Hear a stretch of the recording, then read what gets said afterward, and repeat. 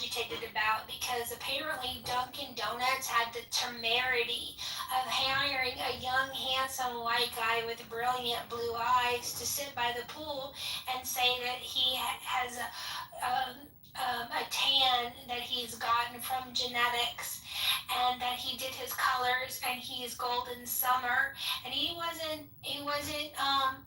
didn't plan on being the king of summer, but here he is, and every time he sips a Dunkin' Donuts breeze, the sun just naturally is attracted to him, and that's apparently forbidden. That's not allowed to be a young, handsome white guy with blue eyes at the pool. Just to give you some context, essentially the ad goes, she's talking about like genes that are passed down, like, it's genes she's selling, they're passed down from generation to generation or whatever, and then she like makes a reference to the color of her eyes or whatever, and people are She said my jeans are blue.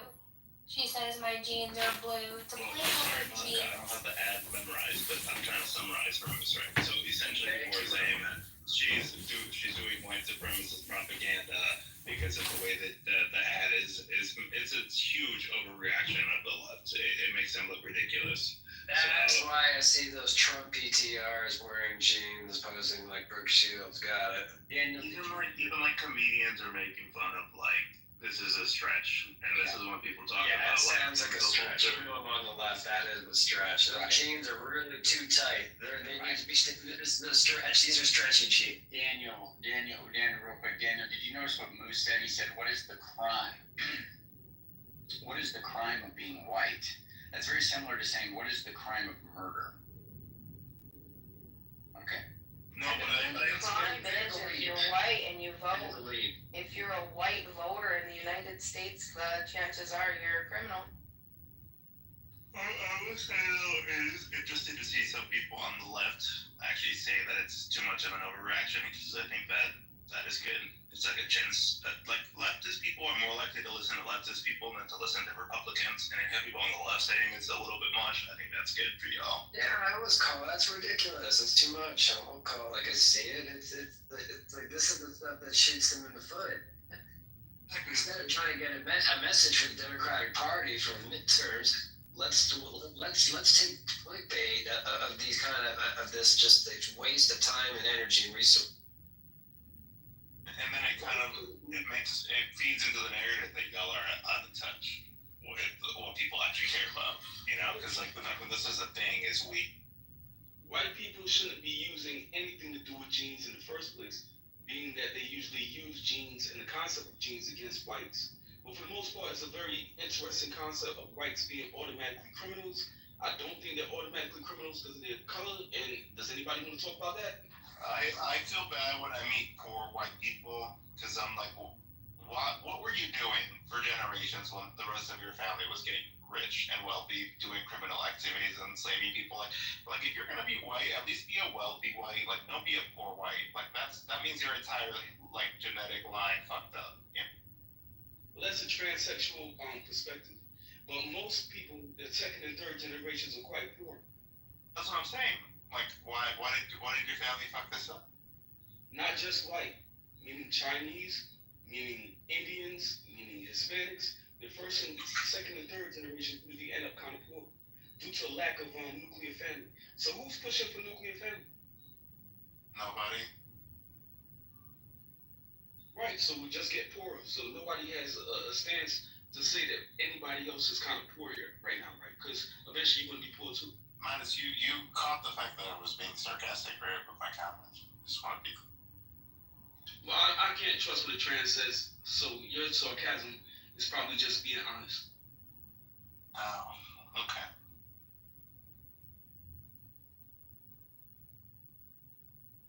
So Beeb and I were having a discussion, and she says the commercial is, and I agree, is very much telling on how you take it as to what your ideologies are.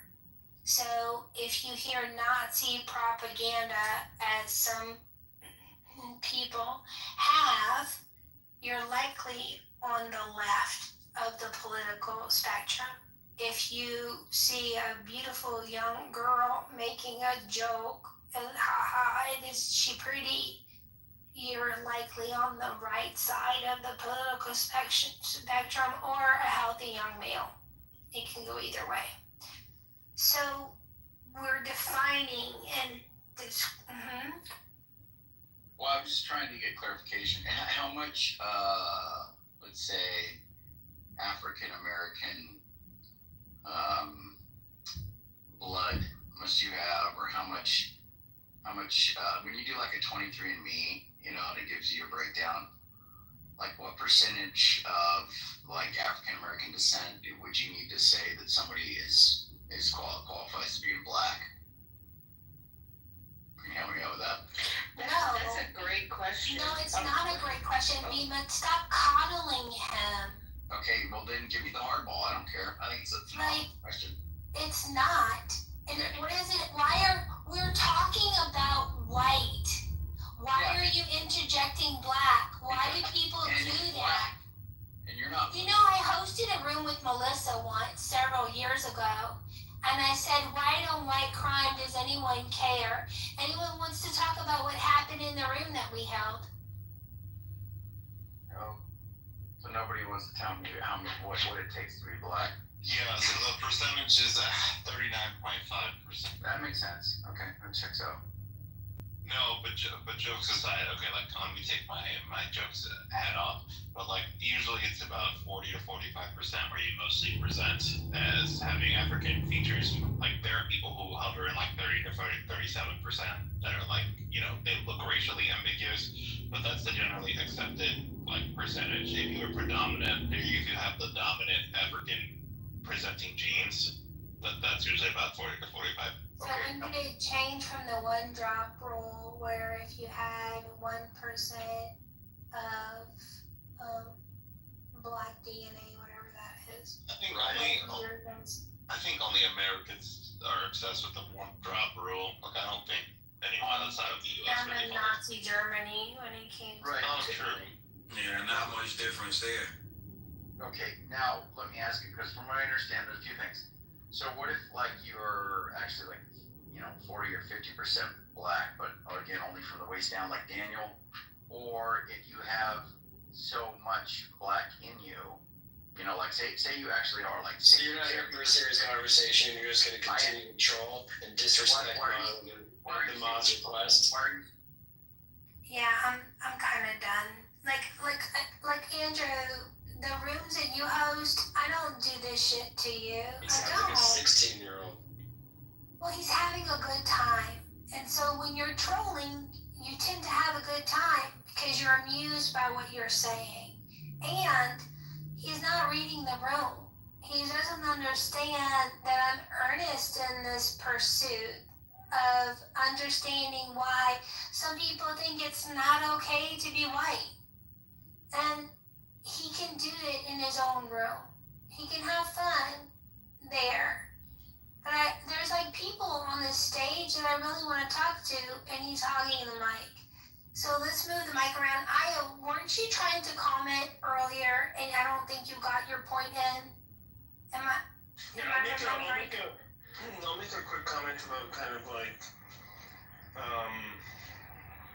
there is something to be said about like attributing like guilt of a race. Even the idea of a race construct is poorly defined. It's not well defined in terms of science. There's incongruences between how we think of race and how it shows up in the data.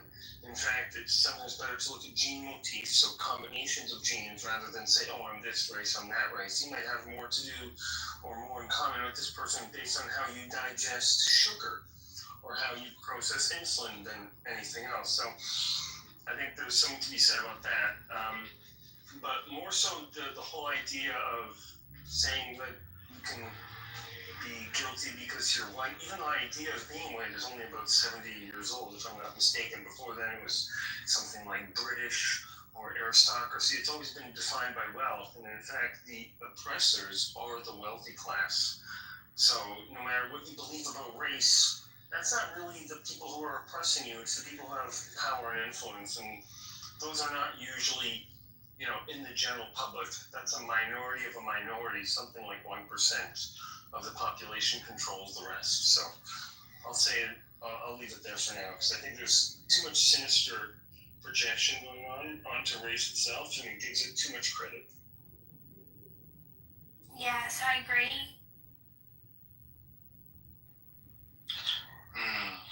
Does anybody else want to give their opinions on the ad, this American Eagles ad? So, I think the controversy actually got them more sales than the actual jeans, because who the fuck wears American Eagle anymore? I don't know. But the second thing I was going to say is, so this woman, right? What's her name? Sweeney or whatever? Do y'all remember her name? Sydney Sweeney? Sydney Sweeney. Like, if y'all have seen the shows that she does, like, she kind of, like, does the whole sexually provocative thing frequently in a lot of the stuff that she's done in the past. Like, in Euphoria, like, she was always kind of dressed like a bimbo. Like, her boobs were pushed to the front of this so everyone could see it. Her clothes is always very skimpy. So, like, I think this is part of her, like, selling strategy. Like, she just kind of does this as, like, part of her No, mother. Attractive young women use their assets for attention and power and money and control. Shooketh. But it kind of, it's like, yes, I mean, women do that, but like the way, maybe it's because her boobs are like massive. It's like, it gets up, like, it gets to be, it looks kind of trampish in some of like her outfits, you know, like it's a little over much, you know? But this is my opinion. But I'm also a fag, so I don't know if that. Good point. Alright, who wants the mic? This room's been running for a couple hours, y'all, and they did, I guess, Beamer, we're gonna have to do our part two. We're gonna have to do a part two, but go ahead now. Yeah, I think it's interesting that you mentioned about women having advantages, like being able to use, like, you know, their boobs to get out of a speeding ticket. Like, I wonder how often that actually works in reality. I mean, because it definitely has happened. Like, they had like a series called "What Would You Do?" They had it where like of three people who were stealing a bike as a social experiment. There was a white boy, a black boy, and then there was a blonde chick. And you had the white boy, people just ignored it. The black kid, they said that they called the police on him. And they had the blonde chick, people would help her steal the bike. So, in general, there definitely does seem to be that advantage. And it's why to me, it's a question I always had when I was in Sunday school. My parents brought, I always wondered is like, why did, the thing that to me, or I guess it was kind of something like to me, I wondered was like, why did, men, as I get older, why did men only get, or specifically... Wait, Necro, the example with the bike, that was a commercial? There was a social experiment? It was a social experiment. You can Google it. It was pretty hilarious, actually. Yeah, it was a part of the series, What Would You Do? That's why the CIA always has women in one of the team. Finishing my point. So, what would you do? The series basically, they have these social experiments where you have something happening and seeing how the public would react to the situation, pretty much. My favorite one was the one where they had like a kid who was autistic. Describe the bike with a little more detail for her. I guess I can do that. So basically, you had it where like you had a white kid, who was breaking into a bike, and he was basically like, of course he was using like his saw, and people like came by asked him, "Is that your bike?" And they're like, "No," and they just ignored it and walked off. And then they had a black kid who was trying to steal their bike just like the white kid, and what they did was that they asked him, "Is that your bike?" And he's like, it's like they were like, "You can't steal stuff," and then they started calling the police, and then they had just everybody was like, they were like immediately alarmed by a black kid stealing a bike, and then you had a blonde chick who came and was trying to steal the bike, and she was asking a man if a woman's husband if he could help her steal the bike, and he helped her steal the bike. So I wanted to wanted to touch on the topic, but I wanted to come from a different angle, right? When I was like 21, I went and I stayed in Germany with my aunt, and while I was there, I was doing some music. So I was into music real heavy. I met these cool guys, right? Went to their house, met their dad.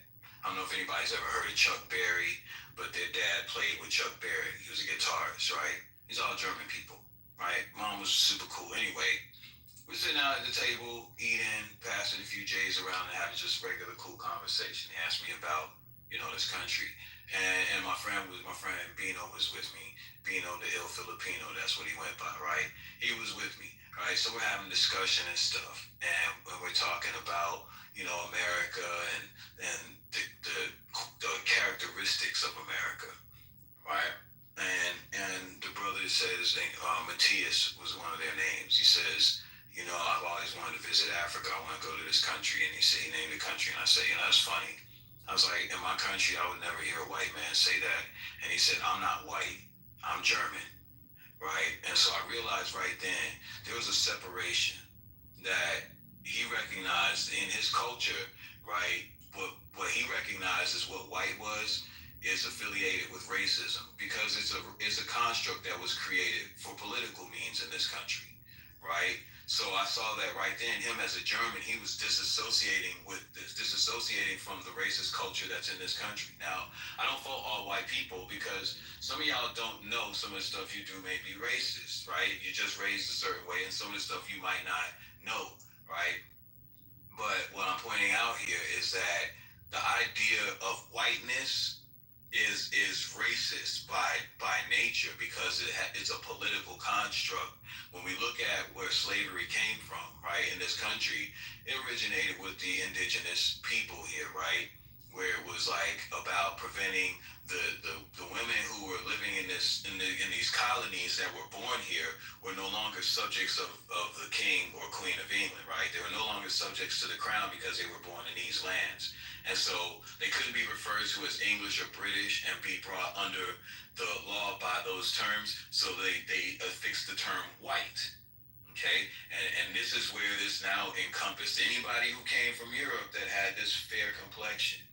All right, it was a political construct. And this is why I said earlier in the chat, there is no such thing as white culture. When I was in Germany, I was at a bowling alley and I met a guy, quote unquote, white American guy. And he was like, white culture is boring. And I'm like, what are you talking about? He's like, there's no such thing. And then we had like a conversation. We went out to have, cool conversation. Met a skinhead that night too. I almost had to get into a fight with it. But, interesting night. Rocco, thank you for your contribution. I don't mean to But cut you off. I just want to land right back here. to the ad. I just want to land right here. I know I was going for a minute, but I just want to land on the fact that the idea is, the racial construct, the political construct of whiteness is an illusion. Like, just know who your people are, your ancestors, and that's where your culture comes.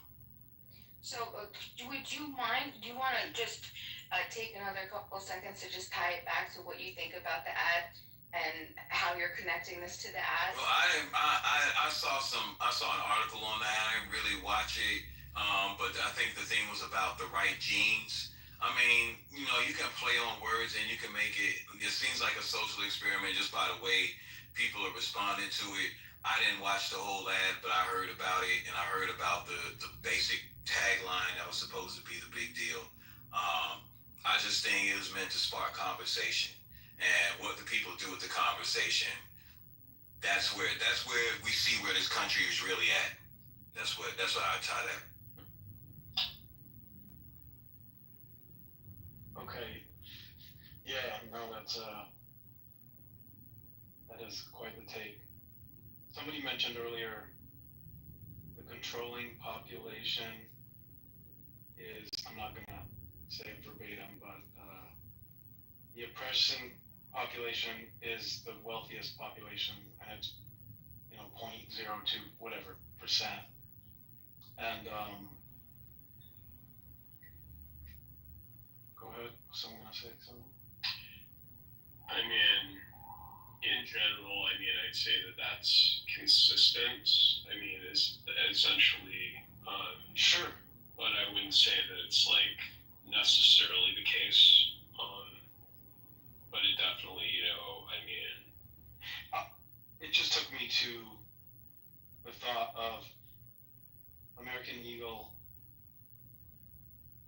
extent, their goal is to make more money for their shareholders and sell jeans. Yeah. And as far as we can tell, it seemed to work. Like I would say, Yeah, I think that there's been a systematic attempt to silence this particular voice in here. I won't say much more. I'll shut up. I won't interrupt, and I won't disturb the regime. But I think that one voice has been silenced in particular. We all know who, and we all know why. So what a pathetic forum. Don't pretend that it's a place of free exchange of ideas. It's disgusting. well, I mean, I think, yeah, I think definitely it's hypocritical. I mean, because it seems like, even though, like, we've called ourselves the land of the free, like, a lot of people who have not experienced, freedom, have been, black people in the United States, historically. So, I mean, yeah, there's definitely, a testament to our hypocrisy.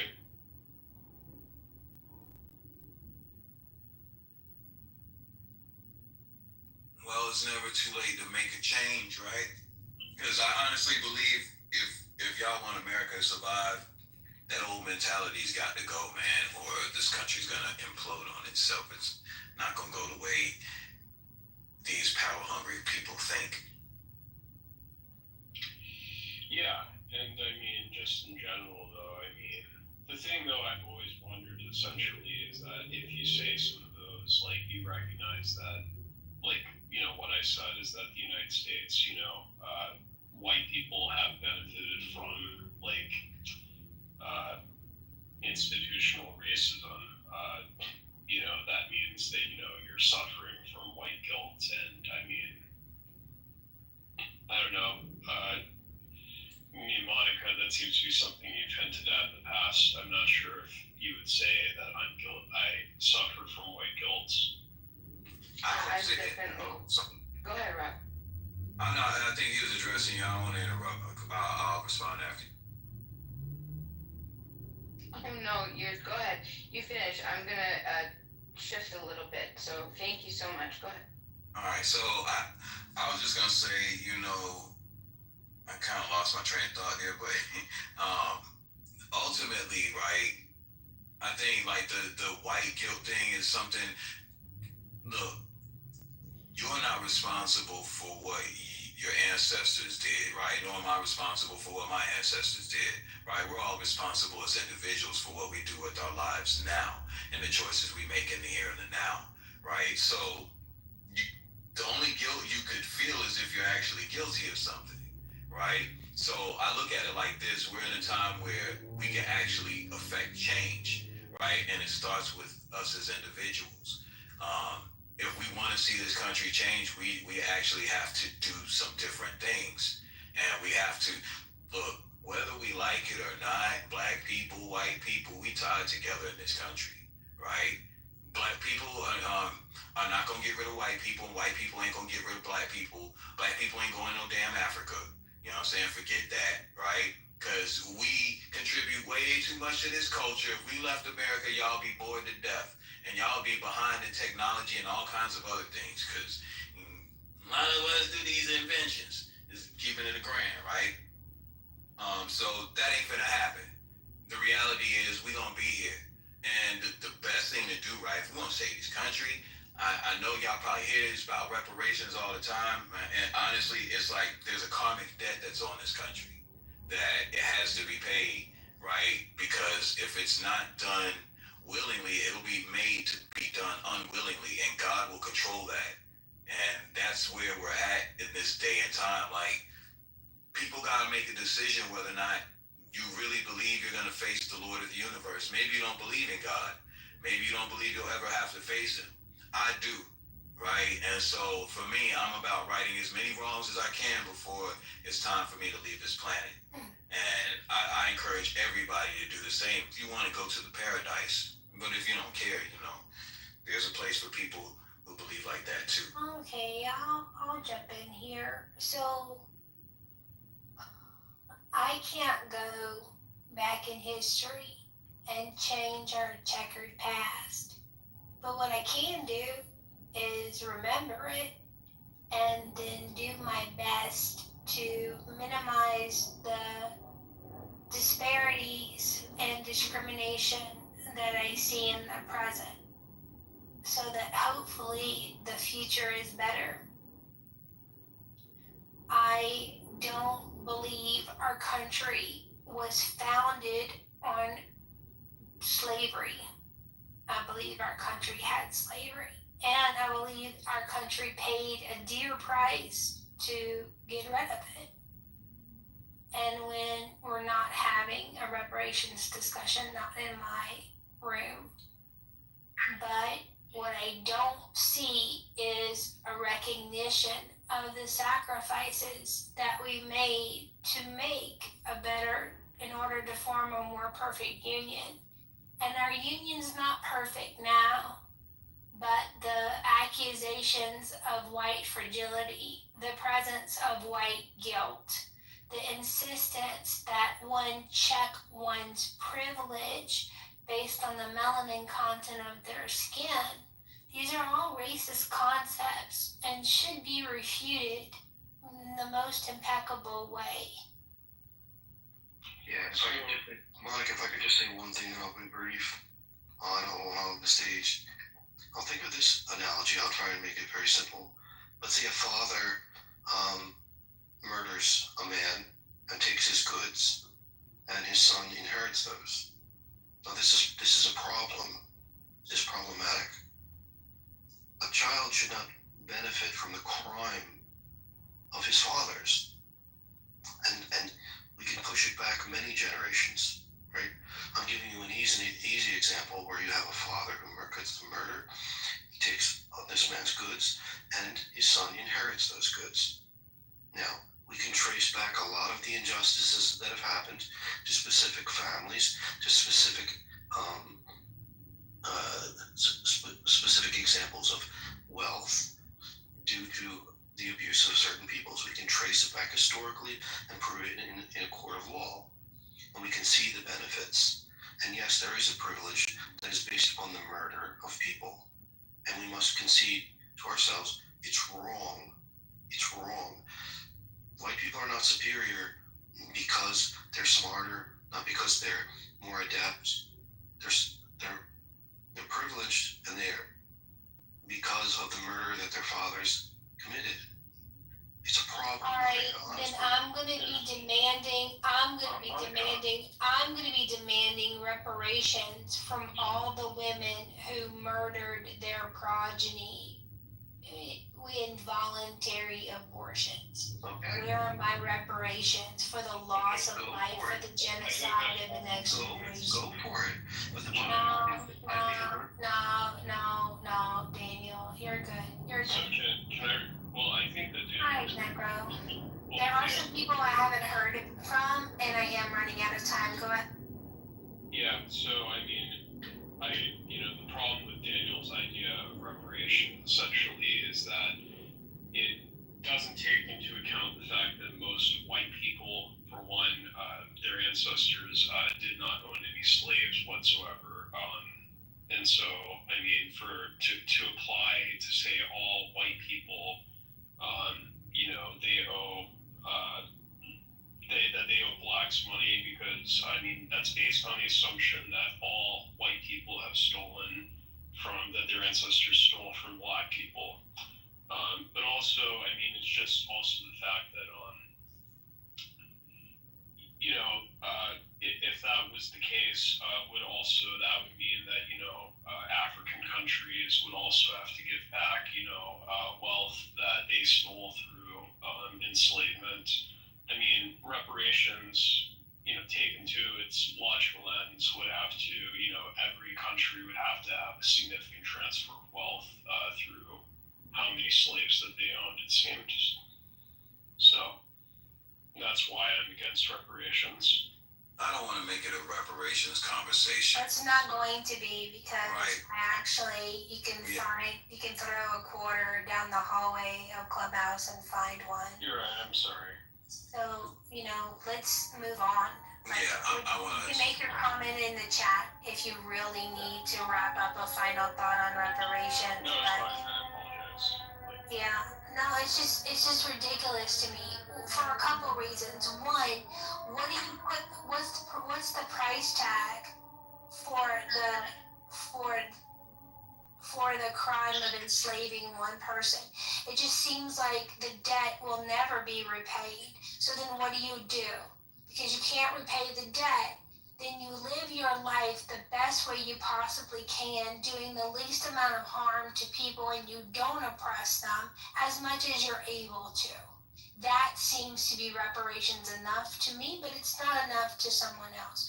So we're talking about the crime of being white. I get accused of upholding whiteness on the app, and what they're confusing whiteness with is American values, American and conservative values. That's not whiteness, that's American values. So, who else thinks it's a crime to be white on the stage? Nobody. I think that's fair to say. I don't know, Necro. You'd be surprised. Well, I mean, Monica, I just would like to ask you, I mean, I said before, like, you know, I acknowledge that, you know, I, as a white person, not saying that you believe this, but a lot of people have accused me of white guilt because, you know, I've acknowledged that, you know, historically that, you know, I, as a white person, have, you know, benefited a lot from institutions which have been grounded in white supremacy. I mean, do you think that I suffer from white guilt? I don't know about you directly, Necro. I think we had a conversation in the back channel, though. Like, some people have been taught and trained that white people are oppressors, and because they're in the majority of our country, that makes them the villains in every aspect. Some people insist that all white people are racist, that all white people are colonizers and rapists and murderers, and we own all of the bad that is in history. If you believe that, then you're going to be cruel to white people, even if you're white. You'll have this stain of original sin that is whiteness that will never be washed off, and that's criminal to me. So I don't know, Necro. What do you think? Do you think you have white guilt? I mean, I don't believe that I've ever experienced any sort of guilt. I mean, I've just acknowledged the past history of the country, and even though the founding fathers have done a lot of things that were very good, there are also things that, you know, they did that have left a stain on our nation's history, particularly to African Americans. But I mean, do I feel guilt myself because of what my ancestors did?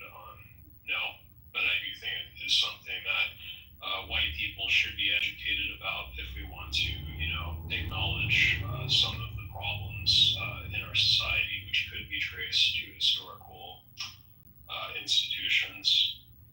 I think that, you know, is a responsibility that we should have if we want to make change. So, let me ask, we can, if you guys still want to ask or put in your contributions to the white guilt topic, we can. I'd like to tie it back a little bit to the ad, though. We were discussing the Great Jeans ad with the American Eagle Great Jeans ad with Sydney Sweeney, giving like this beauty equals genetic superiority type thing, or maybe not. What do you think? If you guys can take a look, you know, YouTube real quick, the ad that we're talking about, if you haven't seen it, I want to know what you guys think that an ad like this reveals about us as people and as a culture, and that a phrase like great genes, when it's paired with a specific image, aka Sydney Sweeney, how can it, or can it evoke different how can it evoke pride in some, frustration in others, pain in others, right? So why do you think, this is my point, why do you think the same phrase like the great genes can make some people feel proud and excited and sell out of this gene, right? People apparently have sold out. This gene is now so popular that people are so excited to go get it. This controversy has incited to provoke this, and then others feel frustrated, hurt, insulted, and feel pain by it. So I think the reason why is because when you talk about things like great genes or things like that, it instills the idea that there's some genes that we want to have to get to the idea of that. I mean, we do have biases that we preconceive that we do like as a part of our genetics. But when we talk about things like great genes or good genes, that it seems implied that there's such a thing as bad genes, things that and bad genes essentially imply that we want to eliminate them, and so it's kind of thing that has been linked to eugenics, of course, because it's about replicating the genes that are preferred. So. Does anyone see a problem with the ad? I know Adams, I actually agree with Adams. He's like, who cares? You're comparing an ad to everyday life, and it says more about celebrity worship culture than it does about race. I'm not sure. I'd like to hear more about that. Obviously, I only heard it because other people were talking about it, and it was already a thing. And we have people running around making podcasts about this, talking about. So obviously, our culture, right? Like, yeah, what does it say? What actually is that saying? What is that saying about individuals and our culture right now? That we have an ad, a jeans ad, of some woman who makes a play on words, gene, great genes, genetic genes. She happens to be she looks a particular way, and that evokes two very, very opposite reactions in our society. I would like to know more. Do you think that the ad was a problem? Do you think that this is entirely stupid? Do you think that it was arrogant? Would you buy from American Eagle if you had the chance? Are you going to choose something else? What do you guys think about? It's just not as interesting as I think what we were talking about before, Bima. I think that's why we're not getting as much. There are quite a number of intellectuals in the stage, and I think they're more thought-provoking conversations than a Gap ad or an American Eagle ad. Okay, well that's what we started. We talked about, so that was what the room was about. But originally, if you guys want to talk about white privilege, you want to talk about that, that's fine. Monica doesn't want to bring it down the role of reparations. I think that's eventually going to be talked about, and that's a place that I would like to take it, but it's not my room. So, but yeah, go ahead. I have a comment. Oh, yeah. Hey, Dino, I keep having to switch. Dino, yes. Mia, would you prefer to go first? However you would like to go. I submit to it. Well, since you're my friend and a lady, you can go first. Appreciate that. I think this is a very easy solution. I think when Black people stop caring about the standard of beauty that white people set for themselves, then this will not be a problem. And then the blondes and the brunettes and the redheads can argue about whose genes are better. Sometimes we just need to take ourselves out of these conversations. I'm not concerned about white genes, but when you deal with people who want to be included so bad and they continue to tell you you're not a part of our community, stop trying to be down. Like, there was one of the best things that I saw online was when this older guy, he said that they finally got a seat at the table at the lunch counter, and when he ate the food, he was like, this is what we've been fighting for. I think that is the irony of all of these situations. Like, why do we even care that much? Stop trying to be down with people who don't want to be bothered with you. Those who want to hang, let's hang out. Those who don't want to be bothered, don't get caught up. I think it's just that simple. Look, I watched the ad, Bima and Monica. Just give you a quick thing, okay? So they're trying to. Andrew, I was actually next. Would you mind going after me? Yeah, for sure, brother. Thank you, I appreciate it. I did want to comment on the whole, I hate to say the word, the reparations thing. I think Black people have been paid reparations many times over. Many times over. And it'll never be enough.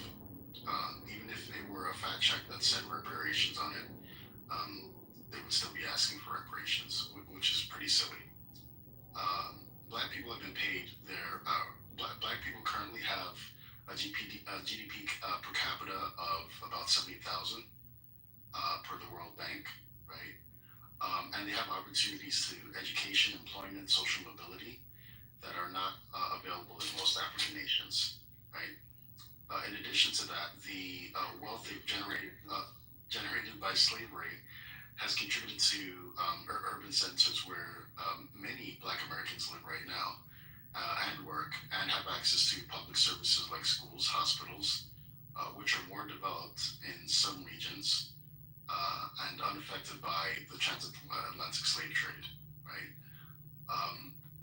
Given the Civil Rights Act of 1964 and the Voting Rights Act of 1965, right, that dismantled the legal segregation, right, Black Americans fully participate in democracy.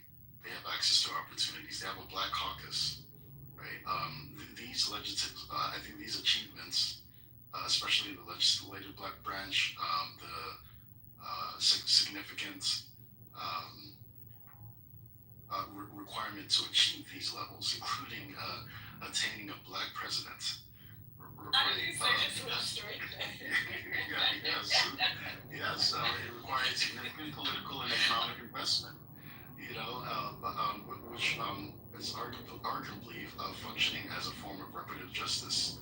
Since the Great Society programs of the 1960s, trillions, and I say trillions, of dollars have been spent on social programs like Medicaid, food stamps that have been abused, affirmative action policies that have disproportionately benefited Black Americans. Did they use this to create families? No.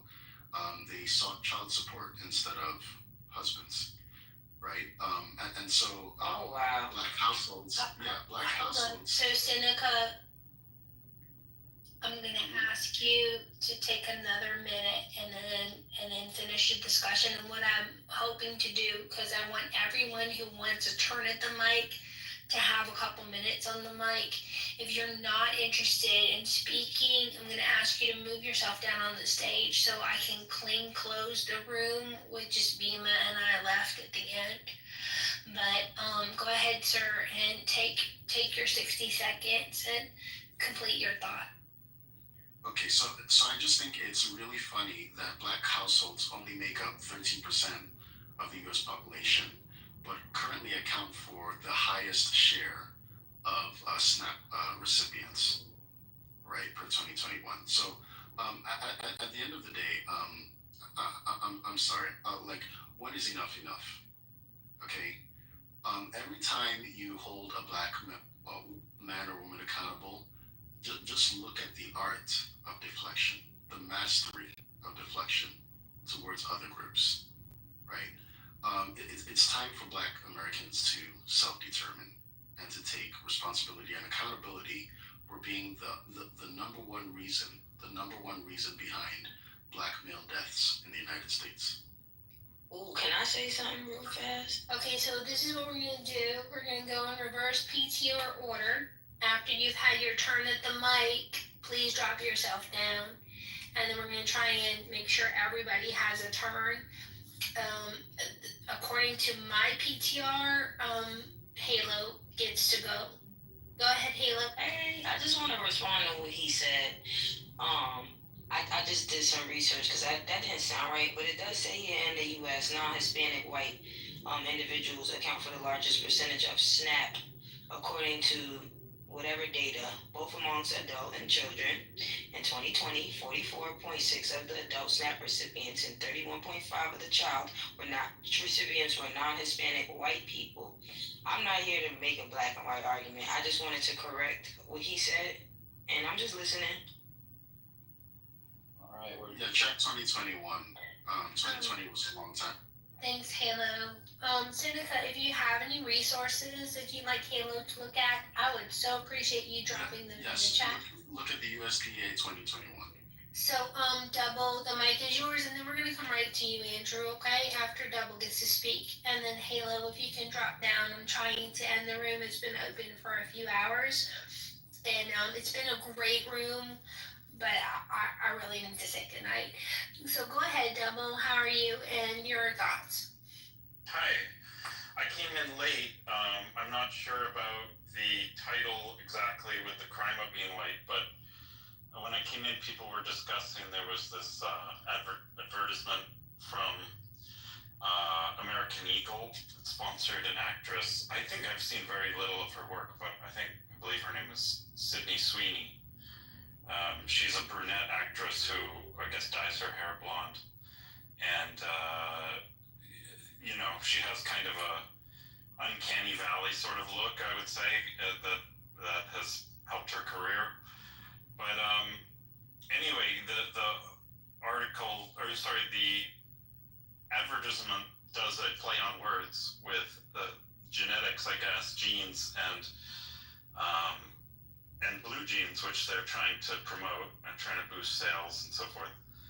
Somebody mentioned that I found it a little strange, the comment about let the redheads and the blondes fight it out, and this is a white thing, and that no one else should be concerned.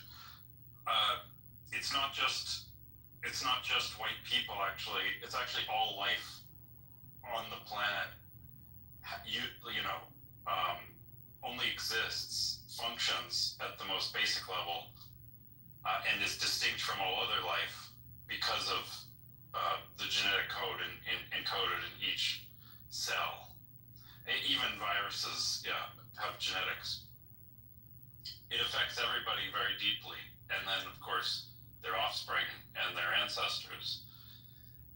So it does. I would say, as a topic, it is relevant to you listening. So at any rate, and another thing that's kind of funny about it too is the idea that it's white people separate from, I assume, like black people or other people. African American, I wouldn't speak for sub-Saharan Africans, but all African Americans are descended from European peoples, about 20% on average of their genetics. So even not trying to make a genetic distinction from white people, it's like, well, you contain the same DNA or the same population of DNA from large groups, from Europe. So it also doubly applies. Whatever's going on with white genetics applies just as well, largely speaking, to African American genetics specifically. But anyway, this is a kind of a meandering thing, but I think genetics is important. Whether the American Eagle ad is kind of silly, but just as a topic, I think people should take a greater interest. We now have genetic editing technology, CRISPR. So if people are suffering from disease or need to make a modification, there's both treatments for adults to modify certain cells within their bodies. There's also germline edits that's been done to even change embryos themselves, so change someone's entire genome.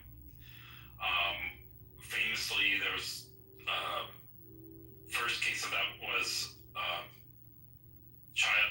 I think maybe multiple, but at least one child was cured, or it's kind of controversial whether that was a good move or not. But supposedly, given an edit that makes it impossible for them to be infected by HIV.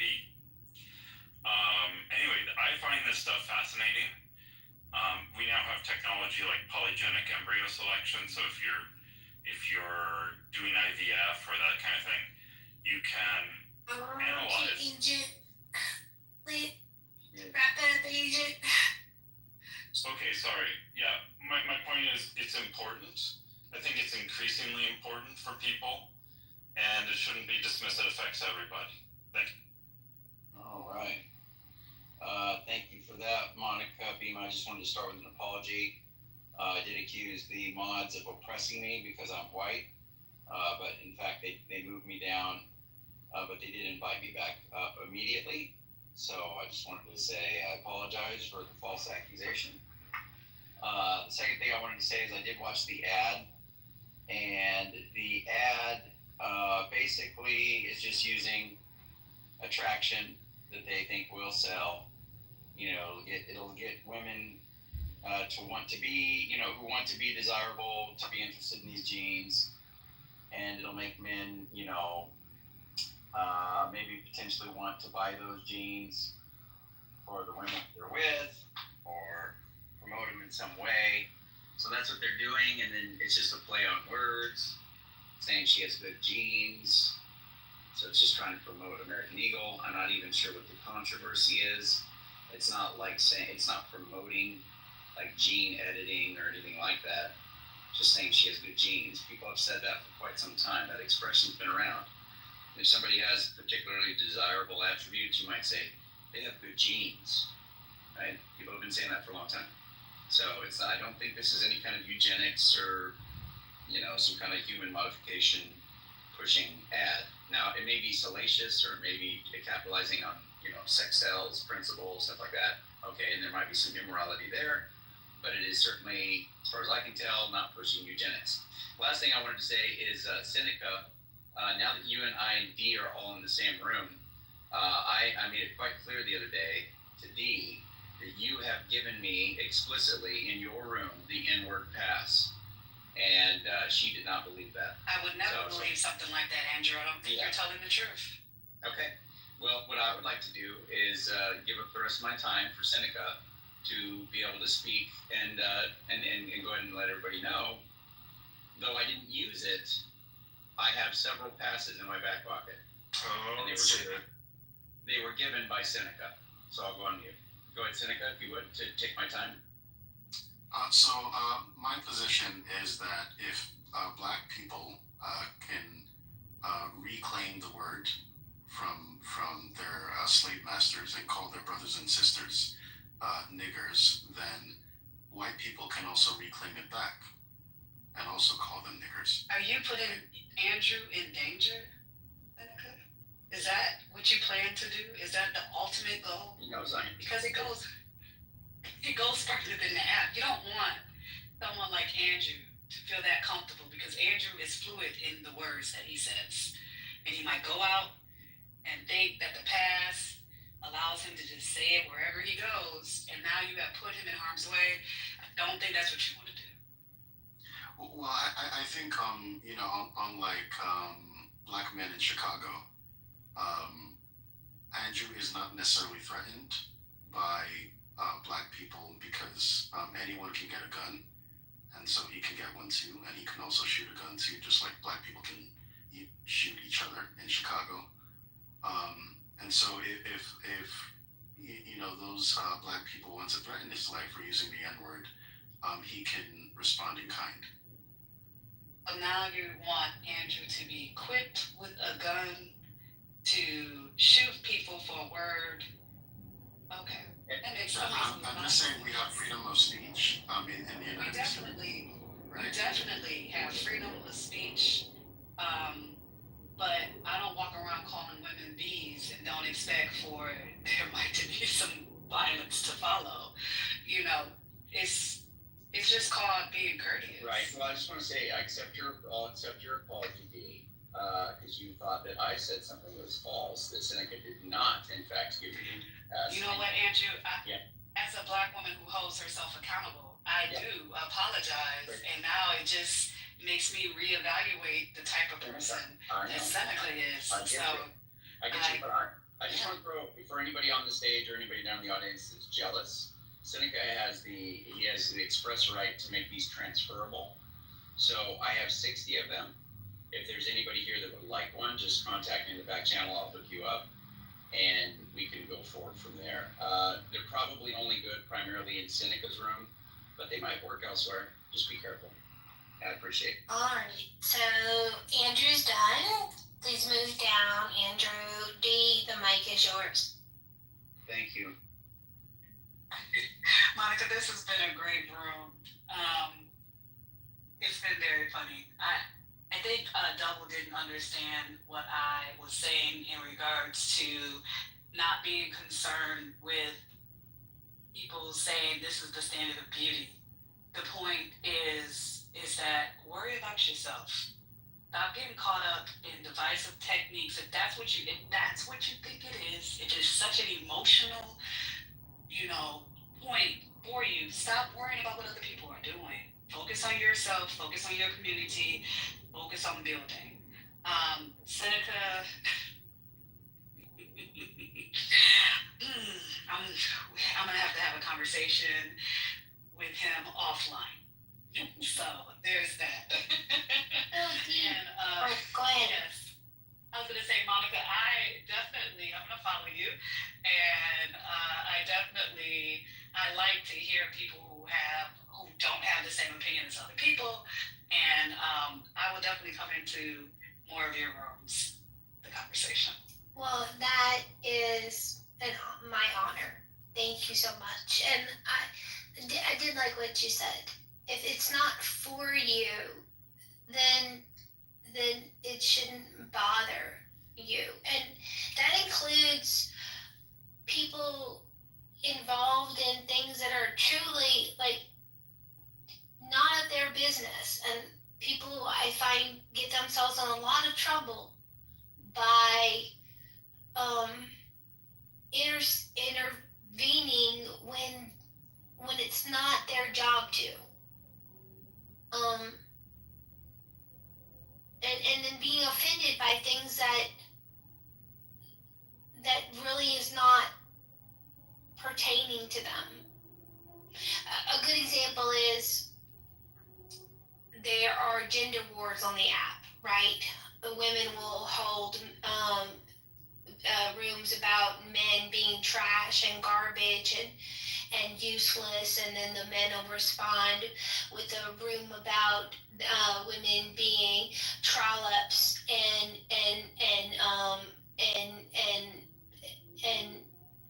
crazy and violent. And instead of the men focusing on holding men accountable and men acknowledging the great men that are present, they'll attack the women. And the women vice versa. Instead of lifting up the good men and the good women, they focus on the issues, the problems. And it's human nature to do that because the problems are where the danger is. But it would be so nice to lift up people without having to minimize other people. So thank you for your time.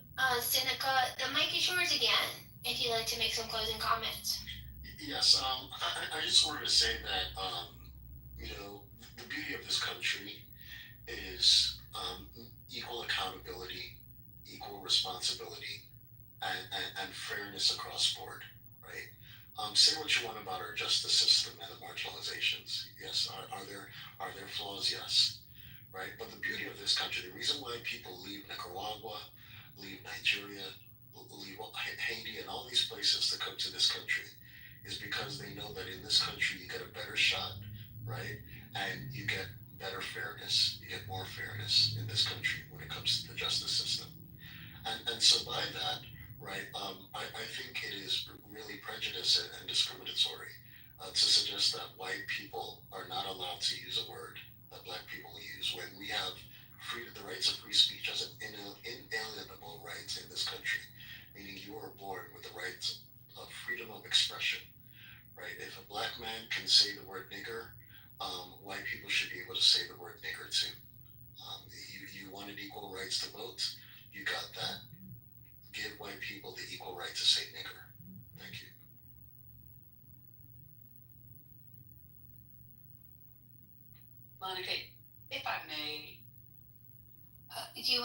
reply to that real quick, and then you can drop down? Sure. Yeah, no, yeah, please reply. Man, that word. I'm gonna get static because a black man said the black slur on my stage, and it's ridiculous. It's like I don't own people. I don't control their mouths. If they want to say the naughty words, they're gonna say them. But I usually don't allow them on my stage. But go ahead. So I understand Seneca's second argument, but when we start bringing in the justice system as a way to allow to say that black people get rights too, the justice system is what sets the precedent for rights to be established. So there were many laws, and there's still laws today that can be discriminatory. So you have to go through the justice system, and the justice is so you can't just bottle it up into two sentences and then throw the N word in there and all is fair and loving war. We can't do that. The justice system is so intense and so many different possibilities and levels and courts and this and having a jury of your peers, which is not really people even from your area. It's so intense that to just say, oh, black people have rights because they have a justice system, even though it may not be fair, but if you haven't been through the system and don't know how the sausage is made, you would never make the comparison. If people want to say the N word, let them say it. Have at it. If you say it in front of the wrong person, you may get insulted. If that's what if you're for that, hey, live your life. But I just think that there's so many other things in this world to do and be. And being American, to just say I can say whatever I want to, there's so much more to life. I mean, but have at it. It is what it is. But I'm going to drop down. And Seneca, I will see you in another room. You guys have a great night. Just a comment about the black slur. I hear it a lot that it's a motivating factor that white people just want to say it. I don't know how accurate that is. My position is if people want to say bad words, we should let them say them, and then that gives us really good insight on what kind of people they are. Much rather be stabbed from the front than stabbed in the back, because I can see the blow coming and I can deflect it more easily. So if people want to be jerks and racially slur people, then we should consider letting them, and then we know how to deal with them. We know how to avoid them. If that's not our bag, that's not our thing. Seneca, you did have ample time on the mic. I'd like to get to Pops, unless you have a 30-second comment you'd like to make. No, I just want to also clarify that I do not believe in using the sound at the end when it comes to nigga. I don't think that necessarily changes the word. I think that's a no true Scotsman argument to suggest that the meaning behind the word is changed by the suffix. It's not even a suffix, it's just a pronunciation, right? I think we should return to using the word nigger, and black people should call each other nigger if they so choose, and white people should be able to call themselves nigger, call other black people nigger if they also so choose. Giving me a heart attack. Let's make nigger great again. No, Seneca, stop.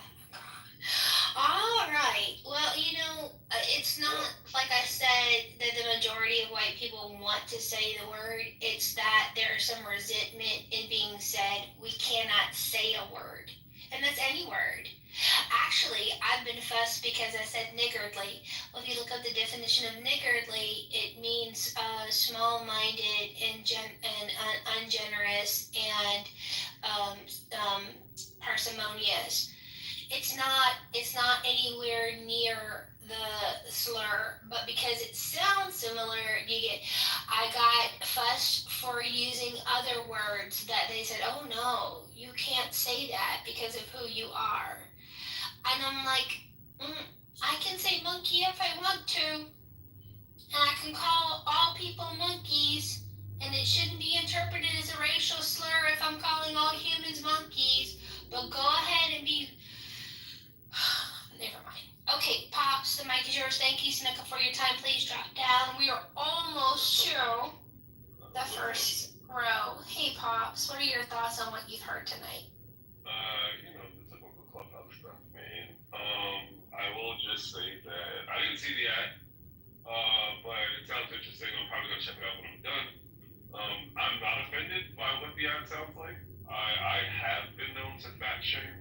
I am handsome, thankfully, and I do believe in superior genes. It is what it is. It's just with the time of the history that we're in. I don't think superior genes has anything to do with race either. This is just my nuts. I can elaborate, but I feel like you're exhausted, and I will probably circle back. But I just know I'm not offended by the article. Sydney Sweeney's hot. Obviously, she's about to be like the next Marilyn Monroe, Kim Kardashian, whatever it might be. I think I don't know. Sydney gets hilarious. I think he's trolling. To be honest, I hope he's trolling. And I'll land. There was a guy. I think he's from Thailand or Philippines or something. There are healthy people, there are sick people. This guy did 11,000 push-ups in 24 hours. I'm sorry, pull-ups in 24 hours. Right? He's got superior genes. Right? I don't think anyone. I can't do 11,000 pull-ups. I'm sorry, in 24 hours. Right? He broke the world record. That's some class A genes right there. Training, whatever. Right? I don't think anyone on the stage could do that. Y'all don't got his genes, therefore those are superior. Has nothing to do with his race. Has nothing to do with his, his race. Right? It has to do with his health. I think health as well. Right? And that's just my opinion. I'll check out the ad.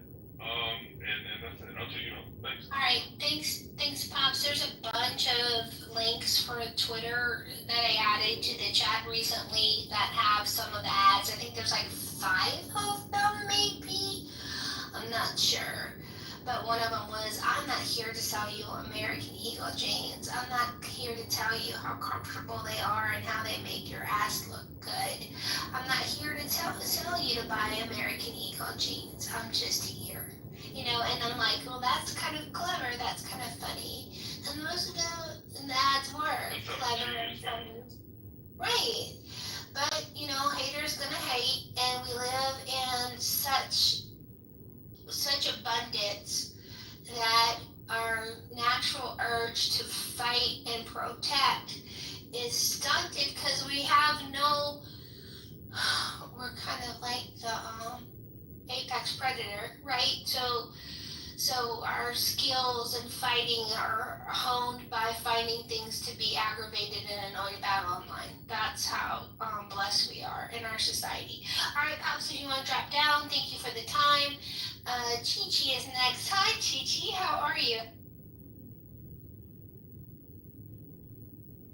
Chi-Chi might not be able to say anything. Sometimes there are strong and silent force on the stage, so I'm going to move Chi-Chi down. Mojo, it's a pleasure that you've joined me in my room. I actually had planned to do this in the muff, and then I said, I don't know. So I did it in a public room. But do you have time to share any thoughts or insights with it?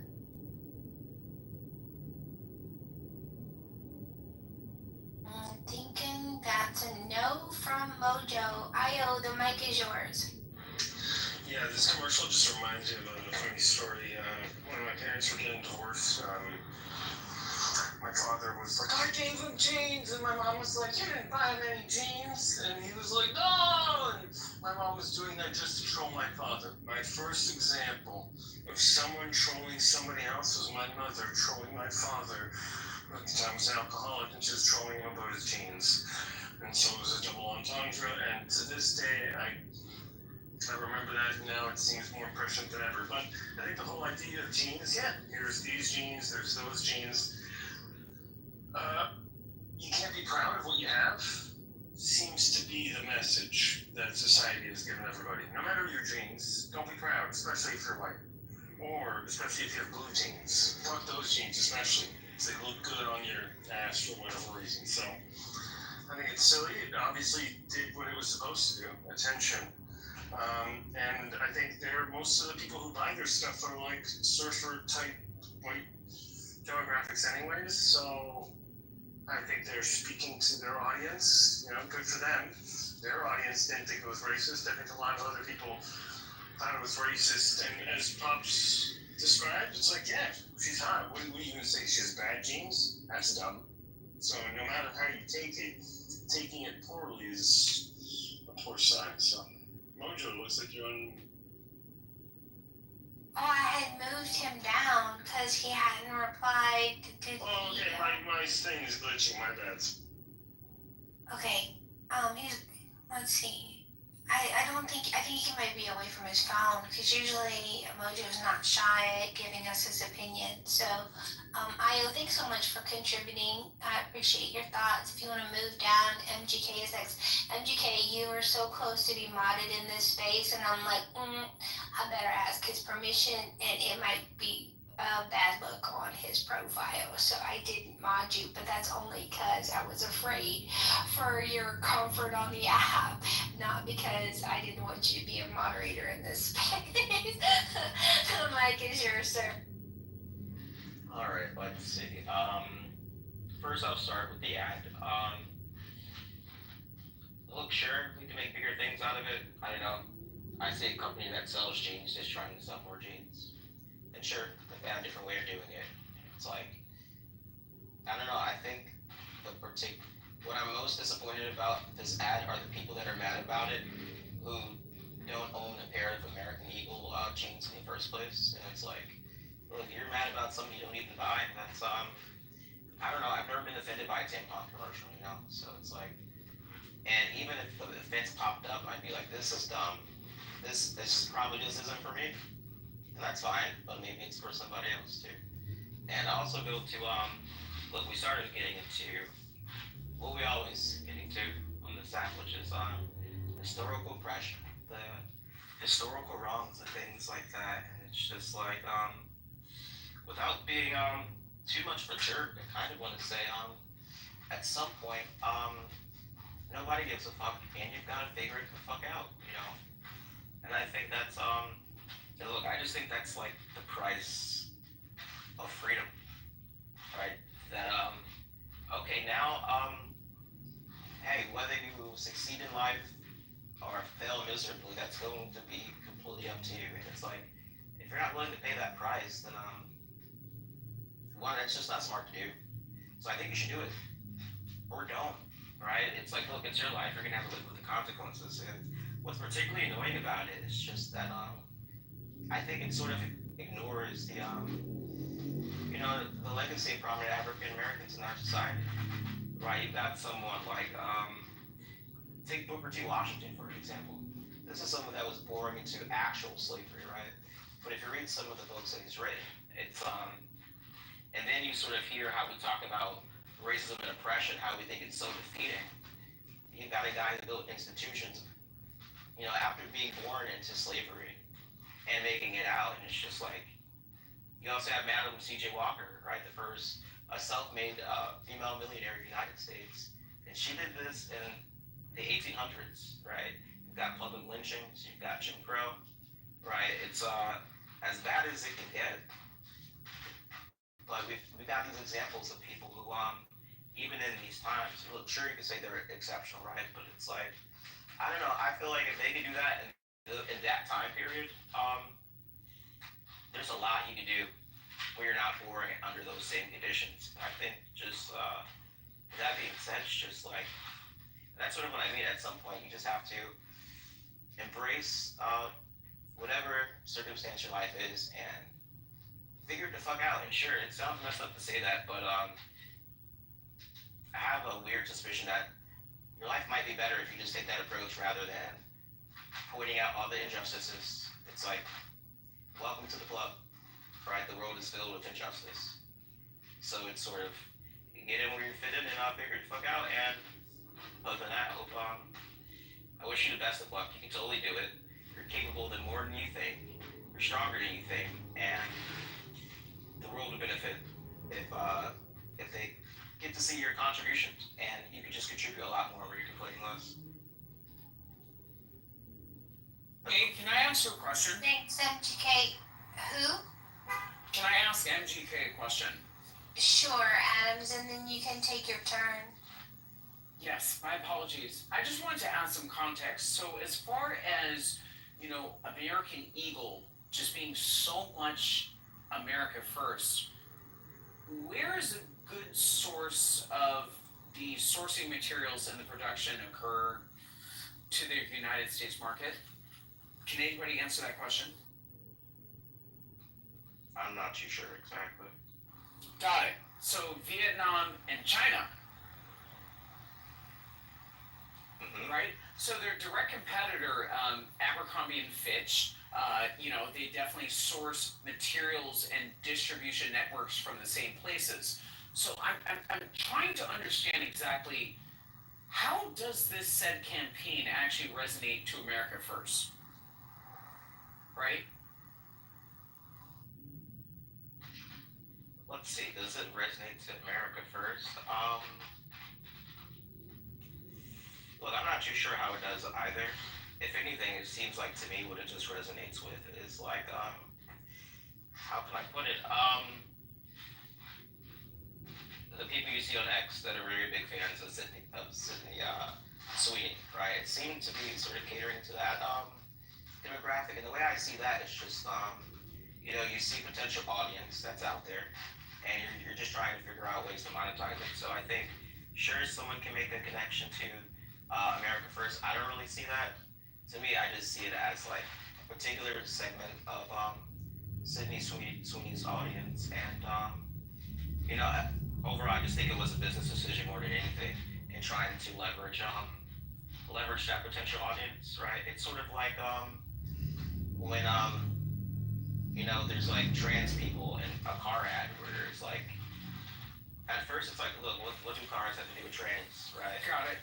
It's like, So let me just let's kind of break this down for a second. Well, actually, we both Monica and I have to go. I'm so sorry. The time for like a back and forth. Yeah, everybody was giving their last bits, and we're closing out. So if you can give your last bit, and then when you're done, you guys drop down. That would be great. Sorry about that. Sure, 100%. And my points are typically to the point and just straight down to the facts. So if you want to look at the outcry, as far as the common outcry, as far as Sydney Sweeney, being involved in this campaign, and people advocating for this to be America First, and then I see chirums where people on television have Sydney Sweeney side by side by Beyonce. So again, Sydney Sweeney represents American Eagle. I gave you a pathway as far as who American Eagle's direct competitor is, which is Abercrombie and Fitch. Both manufacture in China and both Vietnam. You also look at the person that they're comparing this campaign against, Beyonce. If you look at Levi's, their production and their manufacturing is in China and Vietnam. At what point are we going to wake up and understand that people are deploying this divisive racial narrative to separate us as a country, as opposed to looking at who is a factual source of this discord? So I'll just land there.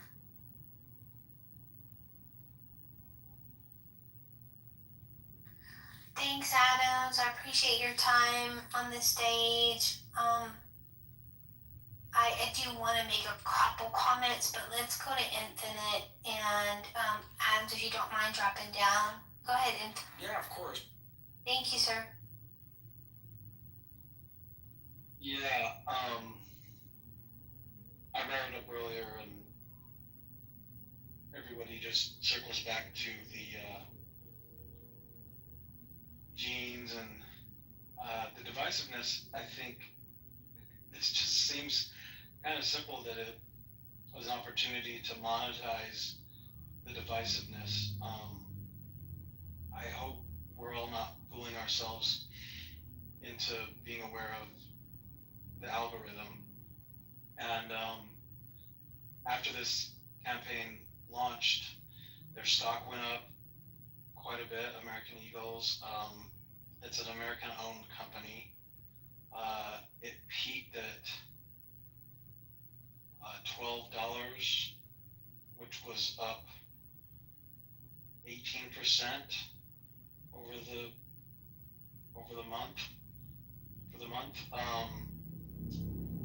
they sold quite a bit of jeans. So I just think it's interesting, and this room's to whatever extent confirmed that the divisiveness that the algorithm and marketers and large corporations and the information that they have access to, they just monetized it, and it worked really well.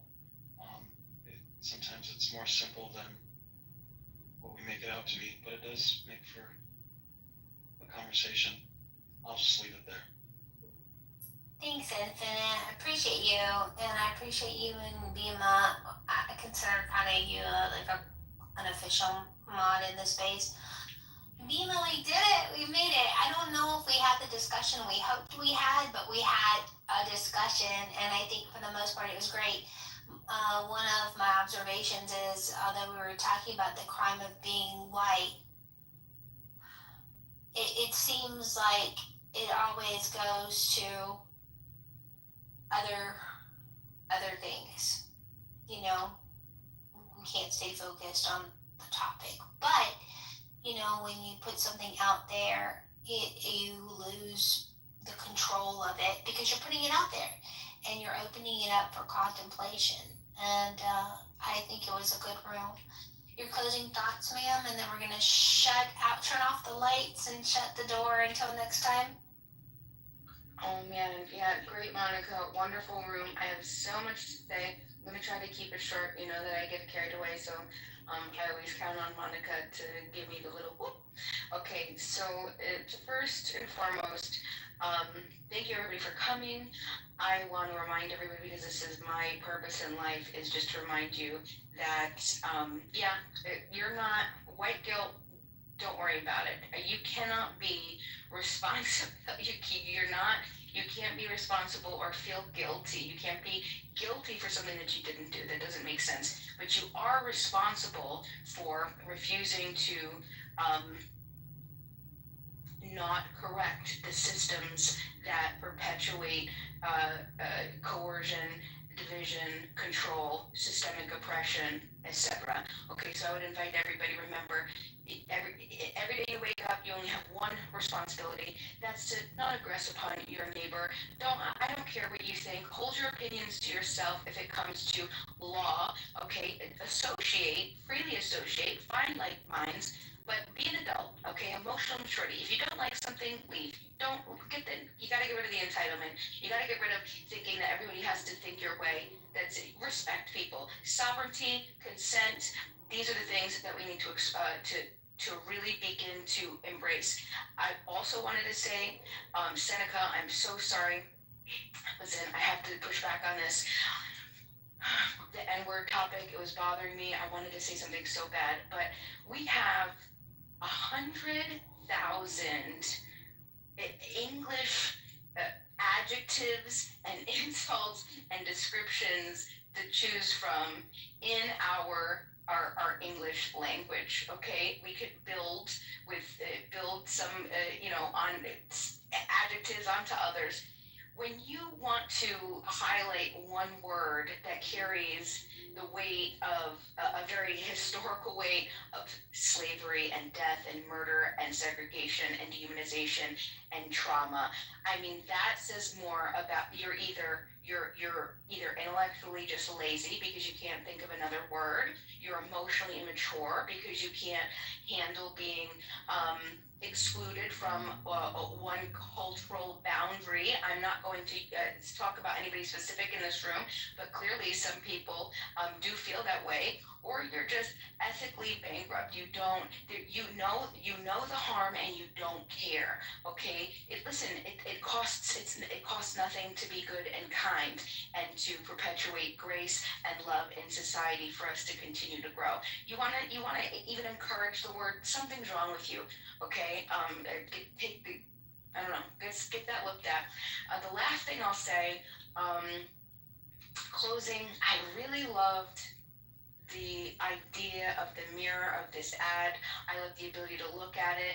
I loved everybody's comments too. Don't get me wrong. Adams made absolutely wonderful commentary about what's really going on. But I think that it was so interesting that what this particular conversation or this episode of America Gone Wild, Sydney Sweeney's Jean commercial, we have language and imagery. They're not neutral, right? They relay messages. They're vessels, and they could be vessels for whatever we deem them to be. Some people looked at this and they embraced it. Some people looked at it and were upset by it, felt excluded, felt sad, felt the pain and the trauma of historic systemic oppression.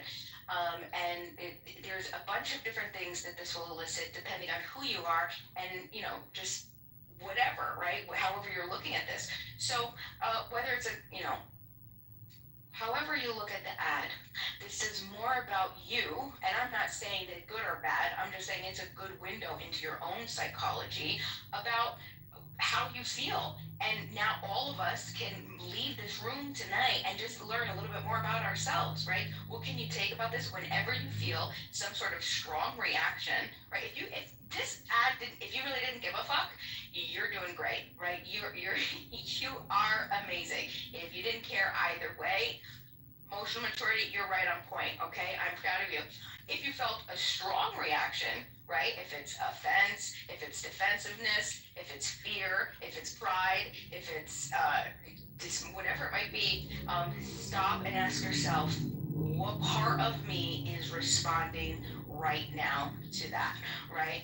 And that, I think, should be able to open you up. You could learn a little bit more about yourself. I really appreciate, again, everybody coming to the conversation. Monica holds bang-ass rooms. Everybody coming in.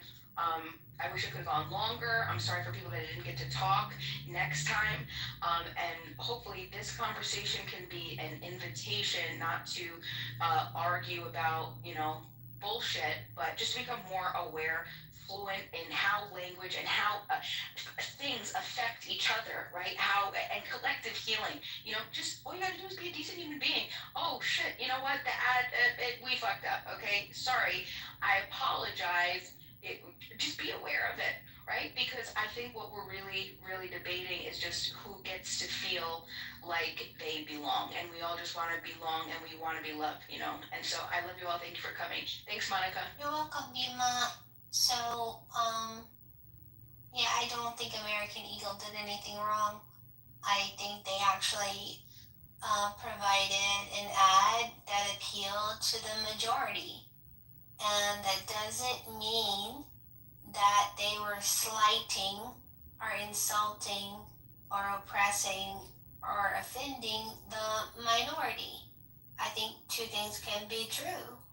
And I like what Infinite said about the American Eagle stock going up. I heard all the jeans were sold out, and I heard a portion of the jean sales went to domestic violence, minimizing domestic violence programs.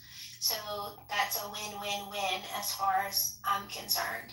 And if you haven't heard about the controversy with the Dunkin' Donuts, blue-eyed white male model ad, it's coming because people need to feel, and they like the feeling of anger and righteous indignation. So that might be a part 2 room for us, Bima. This is the crime of being white. and everyone have a great great evening, and I'll see some of you around the clubhouse.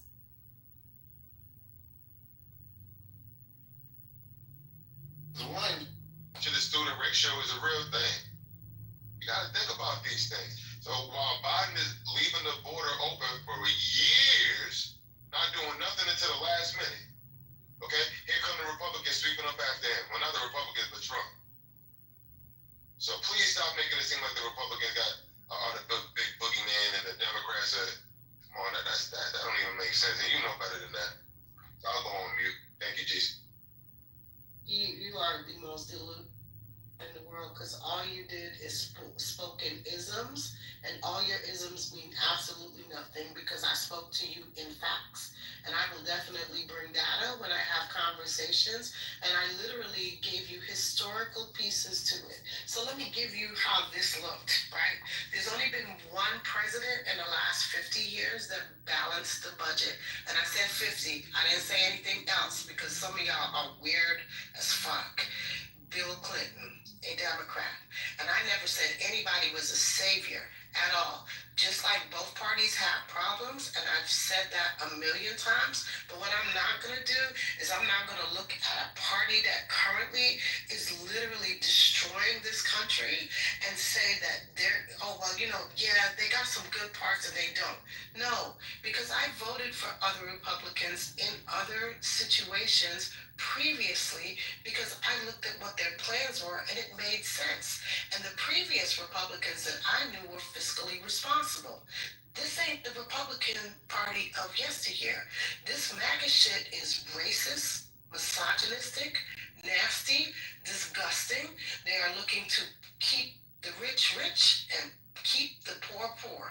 And I don't know how you don't see it, but have this conversation with me in another year and you will see exactly what I am talking about. Because again, you go in isms, I go by facts and data, sir. And the data don't look good at this juncture.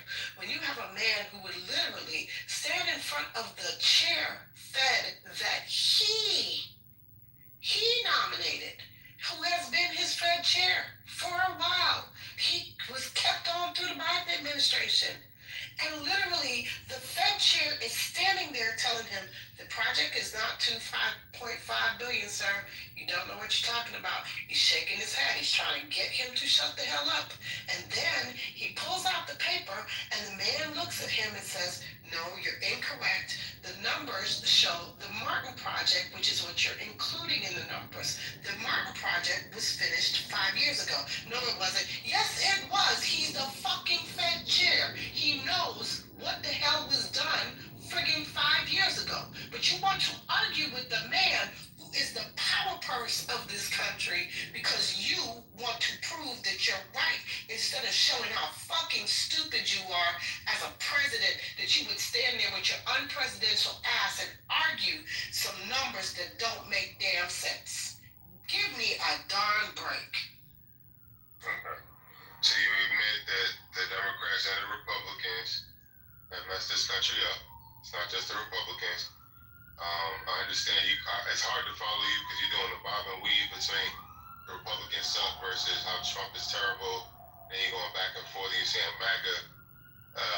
MAGA came onto the scene in 2015. Okay, an anti-establishment figure who wasn't going to play nice because we were being sent down the river under go along to get along politics, saying all the right things but don't get nothing done. So he was sick of it. He put the spotlight on all of the corrupt. I mean, he ran through all of the Republicans, and then he ran through Hillary Clinton and defeated her in beautiful style. But at the end of the day, are you saying Trump and Marco Rubio and Jeffrey Epstein at the time, those people weren't establishment? Jeffrey Epstein? Yeah. In 2015? Jeffrey Epstein was even in the lexicon. He wasn't in political circles? He wasn't establishment? Epstein, I didn't hear about Jeffrey Epstein until like 2017. Okay. Me personally, but anyway. Okay. But you said not establishment, right?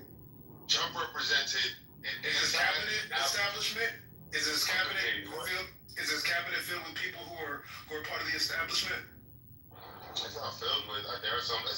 he drain? Did he drain the swamp that he said he was gonna drain, or did he just get a bunch of people who asked him what he wanted? He draining the swamp better than anybody else could. That's what I understand. He's not doing it to the 100%. Been drained. Another person. What's been drained? This is dumb. What's been drained? What's been drained? What's been drained?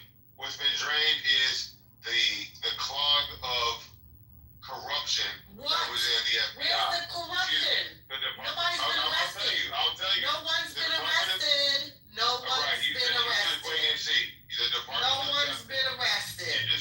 Not yet. No one's been arrested. Wait and see. He's been in office for damn near 5 years. Not yet. 6 months. Who did he put in jail? Right. Nobody. Nobody. We didn't all. He didn't do his first term. He didn't do his first term. And what happened? He didn't do his first term. Nothing. He became your president instead of going to jail. All that shit y'all was doing. You sound corrupt that Department of Justice. This is why I say this isn't a good faith combo. This nigga is a good faith conversation because you ain't interested in a good faith conversation. You're not having one. You're just spitting out talking points that you get from Truth Social and Twitter. You're fucking goofy. You don't know how to have a conversation. It hurts your feelings when people call you stupid because you're unread and don't know what the fuck you're talking about. Something is absolutely wrong with you. You're absolutely ridiculous. You call me stupid. I don't even You know are. You are. Okay. According to you, who are you? I'm someone who's not stupid on the subjects that you talk about on a daily basis. You haven't made a fucking point.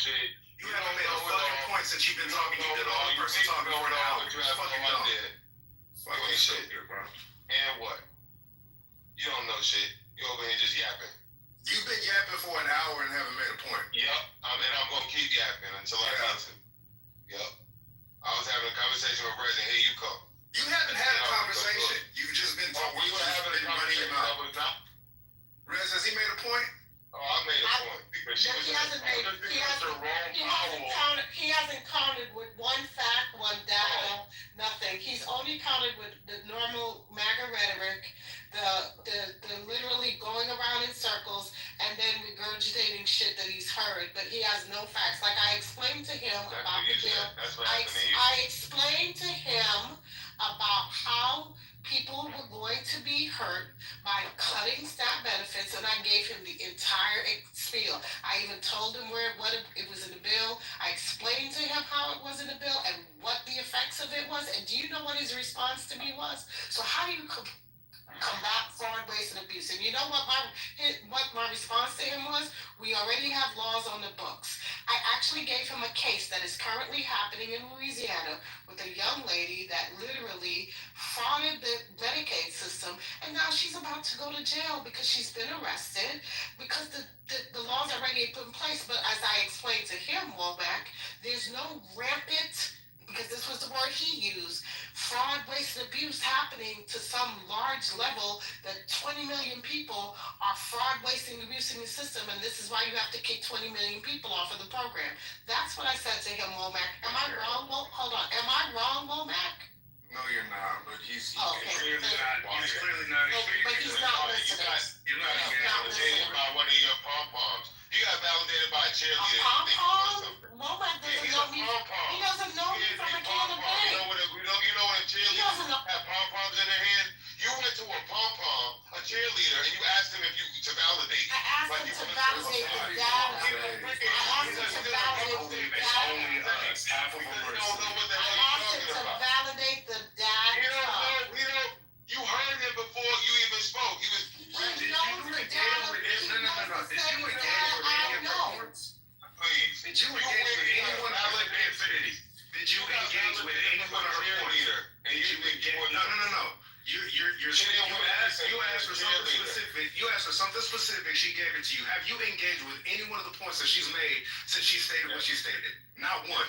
Not one in the last fucking hour and a half. The problem is she's pancaking. That's why I was interrupting her a few times. Now because I wanted to. What the fuck is pancake?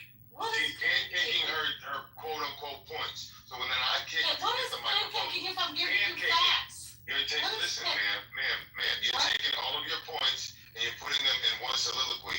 So then when I take the microphone, I gotta remember every 15 of the points that you're trying to make. That's why I wanted to go point by point. But when I cut you off,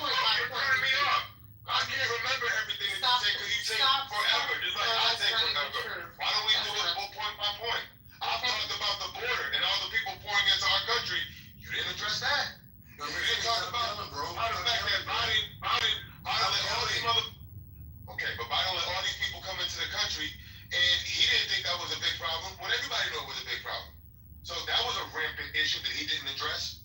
That he downplayed? The immigration, sir, I can answer that question.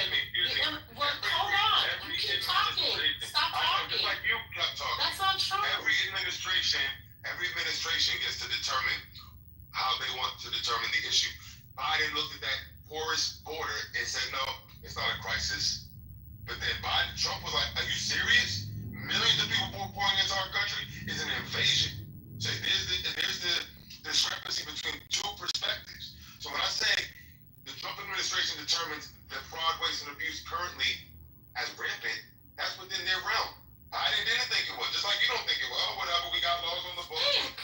They're being held accountable. The numbers don't add up. There's no numbers. It's just like you guys have said that there are elite. I've heard this MAGA conversation that there are this rampant voter fraud and abuse, and it came out literally from the IOC department, literally from the department that was built under Trump, which is so weird, that the data was so safe at one point. What department? I just said, sir, stop talking. Fuck. What department? Stop fucking talking. You don't know the department. You're yapping. Oh my God, sir. You're yapping. You don't know what you're talking about. You don't know what you're talking about. This is what they always do, Wallback. He's not engaging with anything. He's not. I'm done. You don't know what you're talking about. I'm done too. You don't know what you're talking about. You just repeating talking points, and you're getting lost in your own sauce. The department under Trump. What department? I don't know. You don't know what you're talking about. Yip yapping.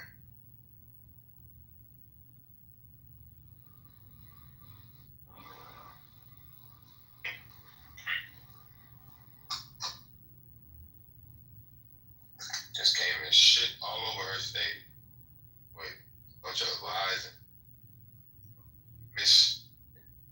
misinformation. Ridiculous. What are you talking about? I mean, I'm looking the stuff up that the lady was talking about, and she seemed to be on point in the math and statistics say that even Donald Trump's ratings in some places are falling. I mean, brother, you got to go by statistics. You can't roll up in a dumb bucket of truck type attitude and say, well, there's no facts, but here's what I gotta say.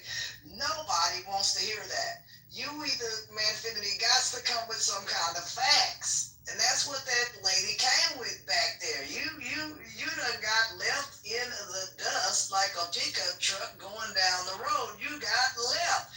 So can I finish what I was gonna say? I was gonna say this real quick.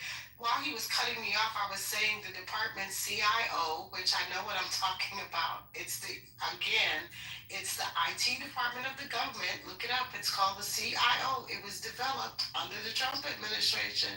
Had the head of the Trump, because he brought in somebody from Dell who literally knew what he was doing. And then when he declared that the first election was safe as hell, Trump got mad and fired him. So let's be clear. I know what I'm talking about. All this stuff is literally, you can Google it, because y'all love freaking Google, but you only Google what you want to Google. So again, I came with data, I came with facts. I don't know what the hell your problem is, Mayor Affinity, but it sounds like you need a hug. You really need some serious Jesus, and somebody needs to help you, get out of being brainwashed, because it's unfortunate that you are in a cult and you don't realize it. But again, the votes were safe. So the point I was trying to make in what I said is that at the end of the day, it's all these things that you guys talk about rampant. Voter fraud was supposed to be so rampant. Oh my God, it was so rampant in this country. That's not even a talking point anymore. That conversation went away. But we have midterm elections coming up, so I know that's going to come up again. And guess what? They went back, they recounted ballots. They recounted ballots in Michigan, they recounted ballots in Arizona, they recounted ballots in Georgia, and they found no rampant voter fraud. In fact, for the 3 people who they found actually committed fraud, guess what? They were all Republicans. They were all freaking Republicans. Y'all are fucking weird.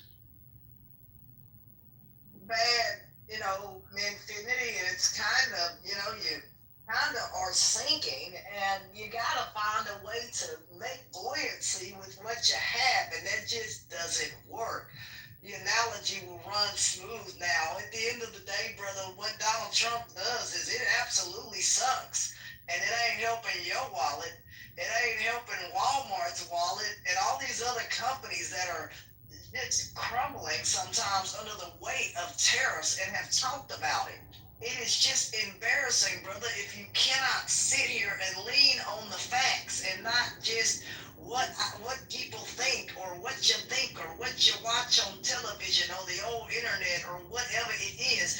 You got to start feeling and saying, this is now affecting my life because, and then go look at the effect or the facts related to that, whether that is higher taxes or whether that is tariffs in this case, that affects you too, right? You're not, you can't avoid that, right? But people now are speaking up about it. And if you're a Republican, which you are, man, Finity, I think this stuff is going to affect you. And so at the end of the day, that lady was right, and the numbers are really, especially with the markets and stuff in some places, though, that's affected as well, right? I mean, my God, you have some people still getting a 15% tariff over in Europe and places like that. Well, it's better than 30%, someone said in another room I was in. It doesn't matter. This stuff is unneeded mathematically. It adds a mathematical burden on people, about $3,855 on average per working person in America, just an extra $3,000. Do you think people, some folks, not everybody, has an extra $3,000 per year to throw at tariffs on everyday items that you use every day? How stupid do the Republicans sound? I'm not trying to, I'm sorry, brother. I was going to say something else. So, God help me out. Brother, it just sounds stupid as hell. Go back to your kitchen table and go do the math. And look at our GDP and all of that other kind of stuff related to it. And I suggest you to break it down into sectors, whether that's steel, aluminum, and other things that we produce, and then get back with me. That math right there should be through as an arrow if you do it right. If you can do that right, then you'll see that tariffs are going to hurt you across the board. Got it, brother? Can you do that assignment? Can you come back and tell me what steel is going to cost under tariffs? Can you tell me what aluminum is going to cost under these tariffs and your everyday products? And then tell me you're joyful about that? Can you do that for me, brother? Any Republicans in here? Can you do that kind of math for me? Get back with me, because a lot of that stuff I certainly can do, and I have done that by telling you the extra $3,000 something on average that each American would have to pay. That's some pretty good math. Infinity, find the assignment.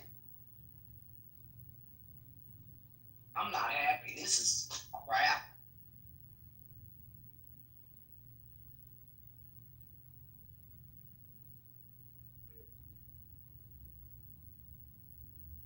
What happened to Infinity? He just. Uh-oh.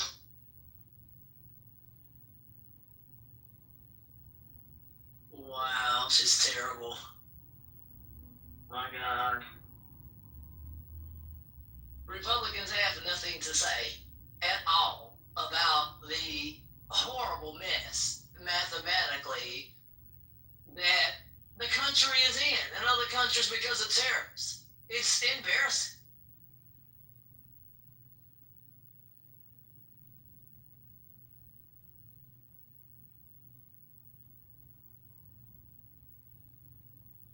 Those tariffs, aren't those global too? Not on aluminum and steel. That's not just, in Canada. The other countries are affected under that aluminum steel. And I think someone mentioned copper in here. The price of copper has jumped by a percentage. I wasn't able to catch that percentage, but if it's, what is the price of copper right now? Or if that's jump. Someone told me that copper may be as much as gold in some places by price jump, but I don't know that, because I'll have to go look all that up comparative. But if copper is going up by whatever percentage Donald Trump had said, even 15 to 20% is still not good for copper and steel. I just think it's bad.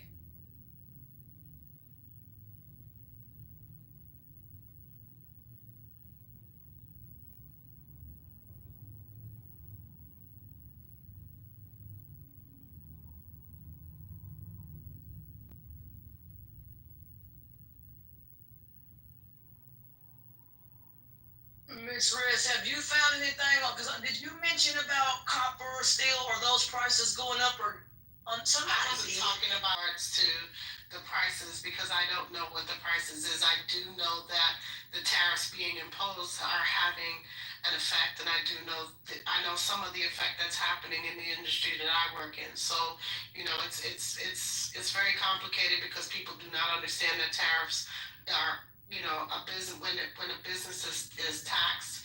They put the tax back onto the consumer, and you can see it in the price gouging and the price jumps. I was talking to someone the other day. Some of our beef and our cattle, some of our beef comes from Canada, and if you go to certain parts where they import beef from Canada, you can see the prices have jumped considerably. Where a pound of beef used to be somewhere around, I think like $1 and $1.50 a pound. It's probably now almost to $3-4 a pound, which is crazy. Whoa! And we see that here in Texas, as some folks have had to sell off cattle, heads of cattle, and stuff like that, and try to plump in those cattle up to. I know that's kind of old school sounding, but we just gonna have to roll with that. Plump those cattle up to get those cattle on down the market and get those cattle sold at the value market price or the market price on the auction floor. Some cattle can be auctioned off quickly. If not, some cattle will sent to other places. It is a big deal even at the auction house. Here they have stockyards and stuff, and you do see the prices even for that record buyout. Folks will pay sometimes even at the stock shows and stuff will pay anywhere, a lot of money, $300,000, and some folks are greater. Even for the small calves, you can get $30,000 to $75,000. If your animal's branded, then that's another big deal. So I just tell people, yeah, I'm with you, ma'am. The price of meat is reflected in the market here, and we hate it here in Texas. We don't have to ship in as much, I guess, beef, but they are having to sell off their cattle and not being able to produce more baby cattle or more, I've heard something like that. Yeah, I've heard something like that. I didn't know how true that was. I thought a lot of the cattle that they use was not necessarily for beef, but I thought that a lot of it was for, well, you have like some for beef, you have some for, what you call it, dairy producing, because there's dairy cows, you have your Angus cow. There's several different variations of cows. So each cow has different stuff. But I have heard that people are having to sell off some of their cows. So yes, in the auction floor, you go down there on that Saturday morning, you see that auction floor, and those cows come down. Those real fast numbers rumble off. Those numbers come on the big board. That big board, those numbers come down, and boom, boom, bam, bam. They slam the gavel. If your number's called, you got the money. You get that cow right now. So that's another good way to get a cow. If you don't got a farm near you, well, I don't know where everyone lives, whatever. I'm not sure. If you do not have a farm near you, and you still need a cow, then you go on down to the auction yard, and you can bid on a cow, and you can get it, drive that on to your house. So yeah, wherever you live, or you can drive it to the butcher and they'll cut it for you and you put it in your deep freezer. But you still have the opportunity to get cattle, regardless, I think, of where you live. But the prices are still high even at the auction house, just due to the fact of demand and not enough being born. What Texas wants to do is supposedly create a breeding system. I don't know how to put that in there, but it's like a breeding system to have more cows that we can just keep producing. But there's some problems with that too. But that's what they're thinking, to try to maybe, I don't know, meet demand or do what they do with chickens. But cows aren't chickens, so having them all crammed into a barn or place, it just isn't going to work. So they've got to find other ways to get more cows to be born to meet the demand of the beef, so those prices hopefully can go down in that particular market. That's what I'm hoping here in Texas, that they can begin to produce more cattle and we see our prices go down. I don't know about other states or what other states are doing to kind of counter that, I'm not sure, but our state's trying to look into what we can do.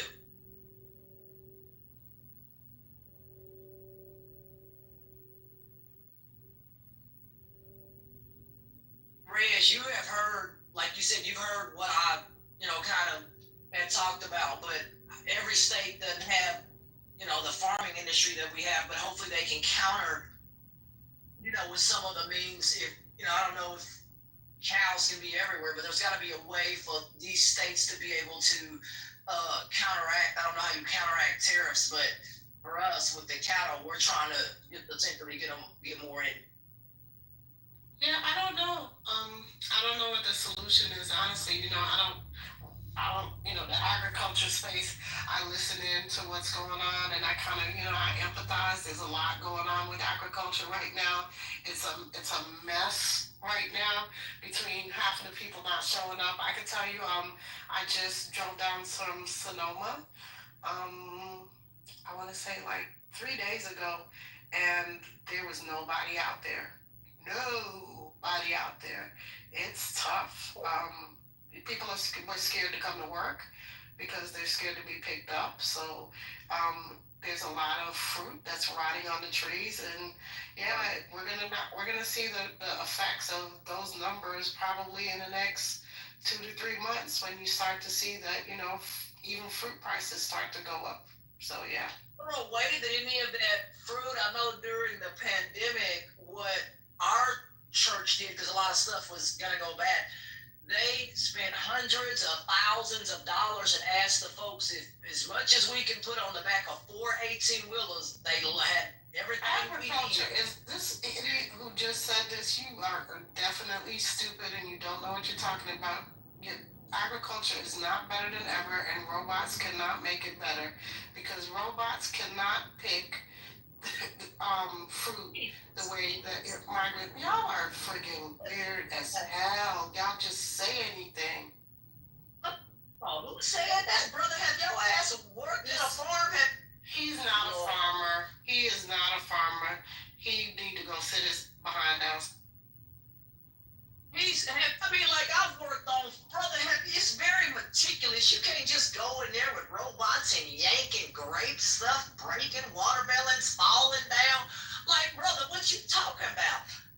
Robots, they can do some stuff, but you still gotta have people to go and pick the finer stuff. I've worked on a farm before, same thing with getting bees. Robots can't do that work. The bees get out the hive. It would be an utter disaster, brother. You still need people to get them. With bees, you got to put your suit on. I had to do that. That guy told me to get some bees out of the house, and I went in there with steam, smoked them out there with steam, then brought smoke in there, all those bees huddled in the corner, and I was able to capture all those bees, but also get their honey. So I just tell people there's ways to do stuff, and brother, you don't need no robots to do this stuff. You still need people, and if you're sitting up here thinking you're gonna go on somebody's farm, talking about you gonna use a robot to pick up their watermelons here in Texas, brother, that ain't gonna work for you. So you need manual labor to do these jobs, to move this stuff, and to load it on the trucks. I don't know. Like I said, maybe I'm an old school way of thinking, but we have folks and all that works at Oak Police Farm. We don't have no robots working out there. So I think you might want to change the way you think and know that people still need jobs. You sit here and think that robots they're gonna take every job, but then you still need folks, brother. I don't understand the concept of. I guess it can work for some things you need on a farm, but robots can't pick grapes. They'll break the grapes or something. Yeah, he doesn't know what he's talking about. He's trolling. He's just trolling. He's weird as hell. Down grapes will be all on the down ground, man.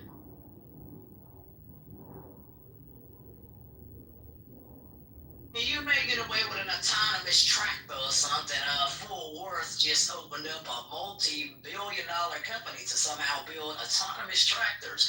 But even they said there are some skilled work that still needs people. Now, I don't know what that person's talking about. Maybe you should go try one of them autonomous tractors. That's probably as far as it's gonna go. But you still need people to get behind that thing and pull them grapes and pick that stuff. So that's all I can tell you, dude. I done been on a farm, around equipment, John Deere and all that. There's people out there. So I was thinking the same thing, Juicy. What the hell is he talking about? That was the stupidest link that he said.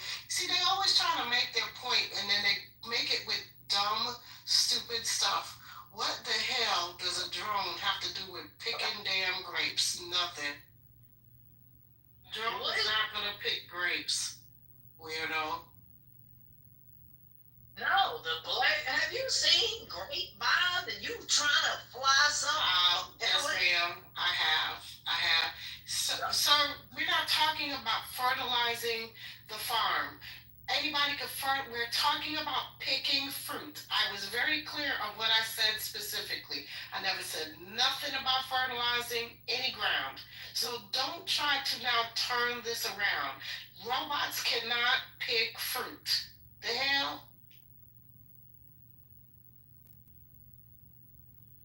Seen a robot try to hold potatoes, the whole damn thing would probably get crushed. Like what, bro? Like, I'm sorry, I'm not trying to like. Yeah, well, it's okay. I had enough of the MAGA weirdos. Go find another room. Go find your tribe. Go find MAGAs, and y'all can MAGA it all day long. Y'all are worse than.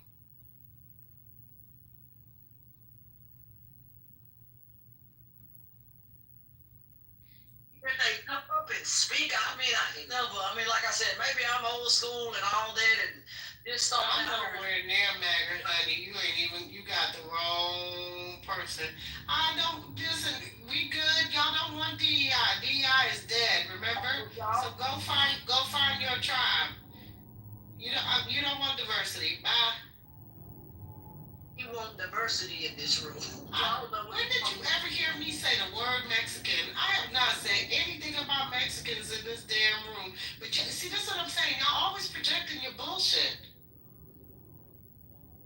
Go find MAGA. Bye. I'm not hinting shit. You don't know what you're talking. Now we gonna bring up slavery. Okay, now y'all gonna have to go because I'm so over y'all with the dumb shit. Bro, what in God? Bro, are y'all drinking? Yeah, I'm dead. Like, yo, we're talking about a farm and folks working. That means people, robots don't. Right, that's all we said. Nobody said nothing about Mexicans. Guess what?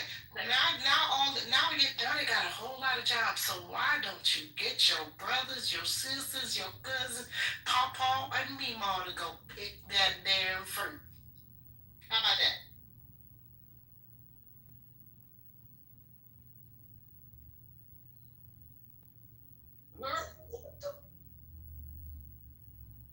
Where did they come from?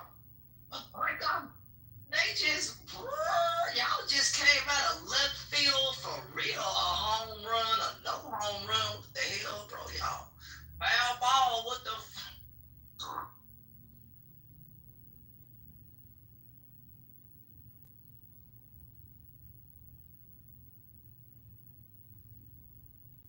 They say just.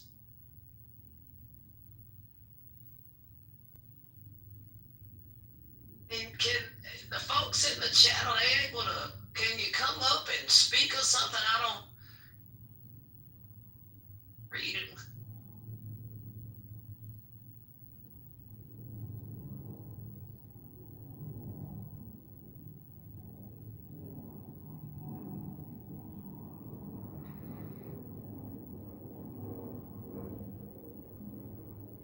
No sleep. 8 point. UBI. Huh? Somebody in the chat. This is a great idea. They said that in the chat. That UBI is a great idea. You know what UBI is? Well, I was gonna ask, what is that Is that a name of a company? That's what I was saying. No, it's Universal Basic Income. UBI is Universal Basic Income. Well, basic income. So what? What? Universal basic income. What? What? Is that something that helps everybody? Is that something that only helps a few people? No, universal. That's what universal means, right? Universal means like when you think of universal healthcare. Yeah. This is for everybody. Okay. Universal basic income is an income for everybody. So you see how it's like Social Security is for only folks that are of retirement age. Universal basic income would give income to everybody. So the tax revenue, instead of it being, you can use the tax revenue to give everybody a basic income. So like, I don't know, $500 a month for each person, each citizen. No. Mathematically, it isn't working. You're not Actually, it does work. Because look what they just did, right? They just cut what $4 trillion from the top, just giving them a tax cut when they could have allocated that, and they also cut freaking Medicaid and all this other shit too. All of this money, right? Yeah, man, just funnel that. There's a way to pay for it. There's a way to pay for it. I get the way to pay for it, but you're saying for lawyers and doctors and folks that make good money to go to this universal income system, and that ain't gonna work. If I like my 2,000 square foot of, hold on, or where I live at, big old place there, you telling me I got to downsize because you may give me just enough to make it, brother. I don't want just enough. I want to make as much as my talent or the market. We gotta allow that to be the marketplace. It doesn't make you not able to do other things. It just gives everybody a basic income. You can opt out of it, and also the folks that are making a whole lot of money, like you're saying, like lawyers, doctors, whatever, they pay more in taxes than they would get from universal basic income. So it would actually fund more towards the bottom. And also you can make exceptions in what they can use it for too. So there's different ways to score it, so that way it's fair. But the basic concept, there's a lot of videos on how it can be paid for. There's different ways it can be paid for. Also, there's pilot programs that a lot of different cities and states have implemented, and it actually improved the community. So there's a lot of positive, and actually, the United States was about to pass it during the Nixon era. They were about to pass it, but it was for some reason it was blocked. But we were about to have it, just like Social Security. Imagine if they blocked Social Security, where we would be right now, right? So when you're on these income kind of programs, whether it's Social Security or whatever, there's restrictions. You can only make this kind of money, brother. I don't know if anybody in America would want to be limited in what they can make in order to accept this program. Now there's an opt-out button or whatever you want to call it. Universal basic income doesn't limit you. It just gives everybody a floor. You can make as much money as you want. It doesn't mean that that's the only money you can make. It's just a minimum, basic income. So that way everybody has at least money for food, money for whatever. It's universal, so you can use it for whatever the fuck you want to use it for. You can use it for college. You can use it for. You got your basic needs met. Everybody. I see what you mean. At least lifting somebody out of poverty, right? Well, why don't we increase the wage? I don't know about the income deal, but you can do both. It's not exclusive. It's not exclusive. Something raising the wage. It's not exclusive. Well, that's gotta happen. You have a minimum income, and you can still increase the wage. Go ahead. Well, then that's got to happen because it can't just be the government saying, "Whoop, I'm just gonna give money to everybody, every single person." That also has to be paid for somehow. You have 63 million Americans right now receiving some kind of benefits of Social Security as well. That program is talking about possibly going insolvent. So how do we make sure that if this universal income thing you're talking about, that the god doggone thing doesn't go insolvent, or that we make sure there's money in it? How to make sure. Social Security is self-funded. It's not going to go insolvent. It's just going to decrease in the benefits by 2033, unless there's any changes to the policy. So it's just going to decrease. But there's an easy fix for that problem that could fund it for the next 70 plus years. Is if they raise the cap on the freaking income that gets taxed for Social Security. So that's an easy fix. They just don't want to do that shit because lobbyists and all this bullshit of people that don't want to vote for the people. So that's an easy fix.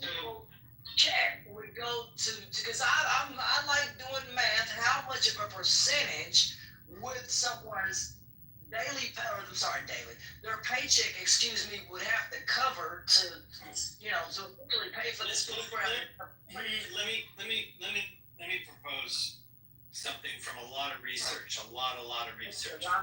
As hell what he's talking about. Yeah.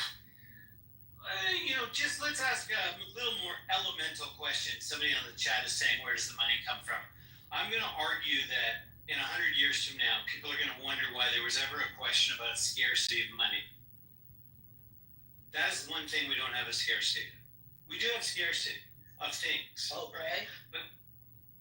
But overall, there was a time in history where if you were a smart, well-learned person, you knew that the world was flat, and to think otherwise made you crazy, right? So I probably sound crazy when I say there's no fixed amount of money.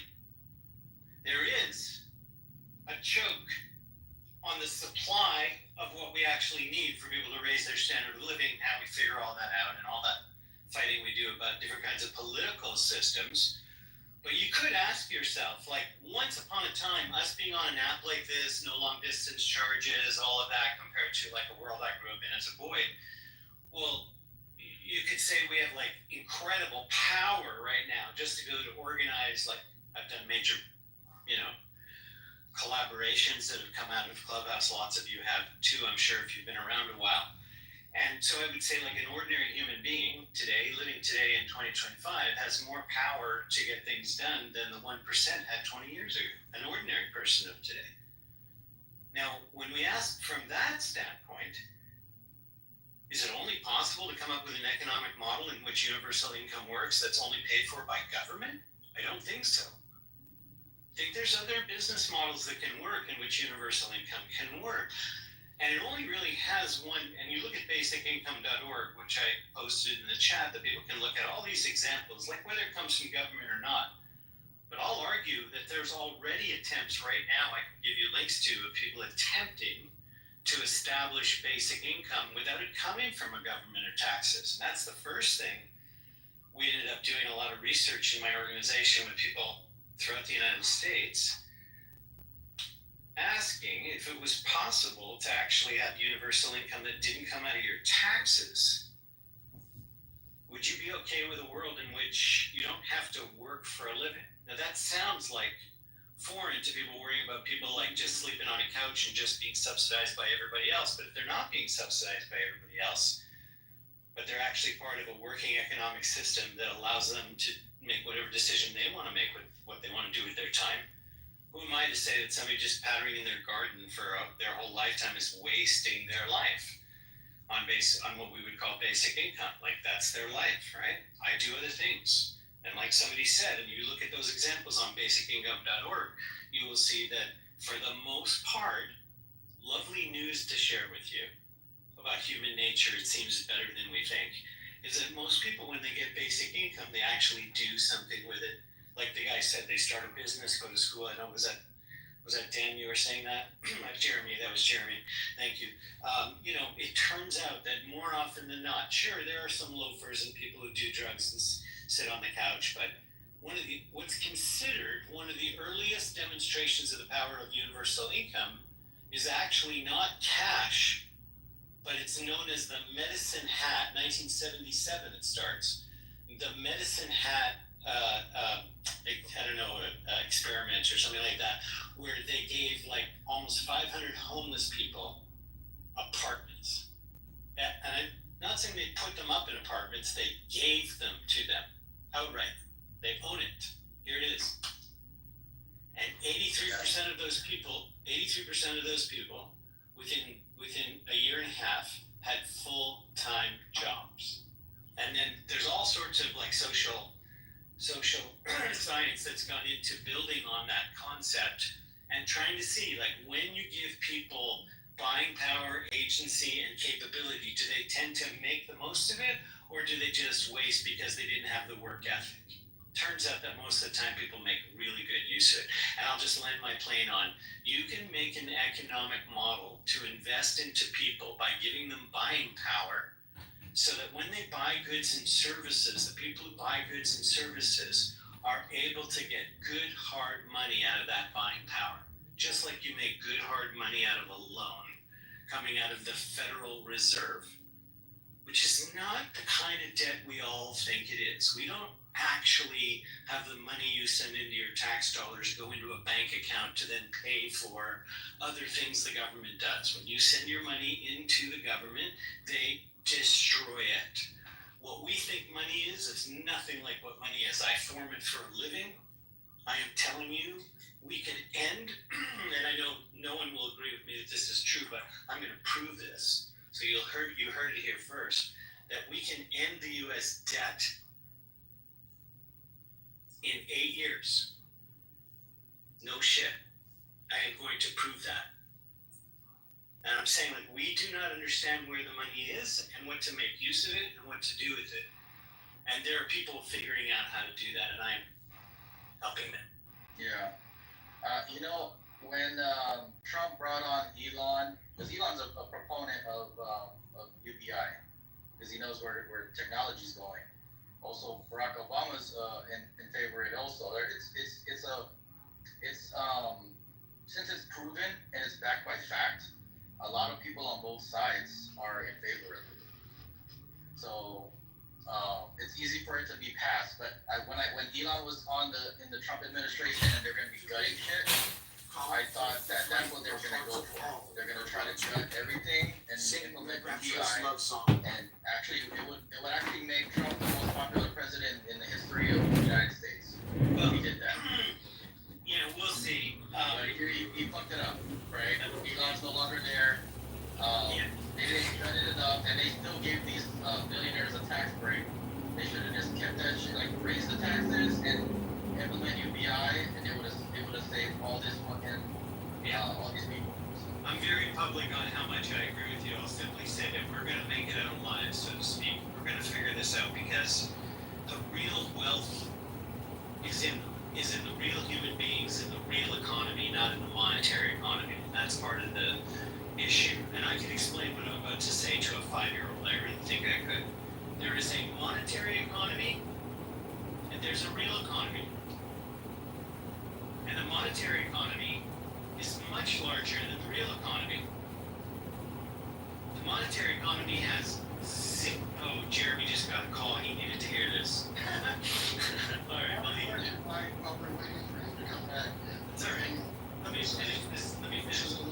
Alright, so Hold on, Alan. I'm just going to finish the thought I'm making. I'm going to respond. There's a monetary economy and a real economy. The monetary economy is larger than the real economy. The monetary economy has zero tax on it.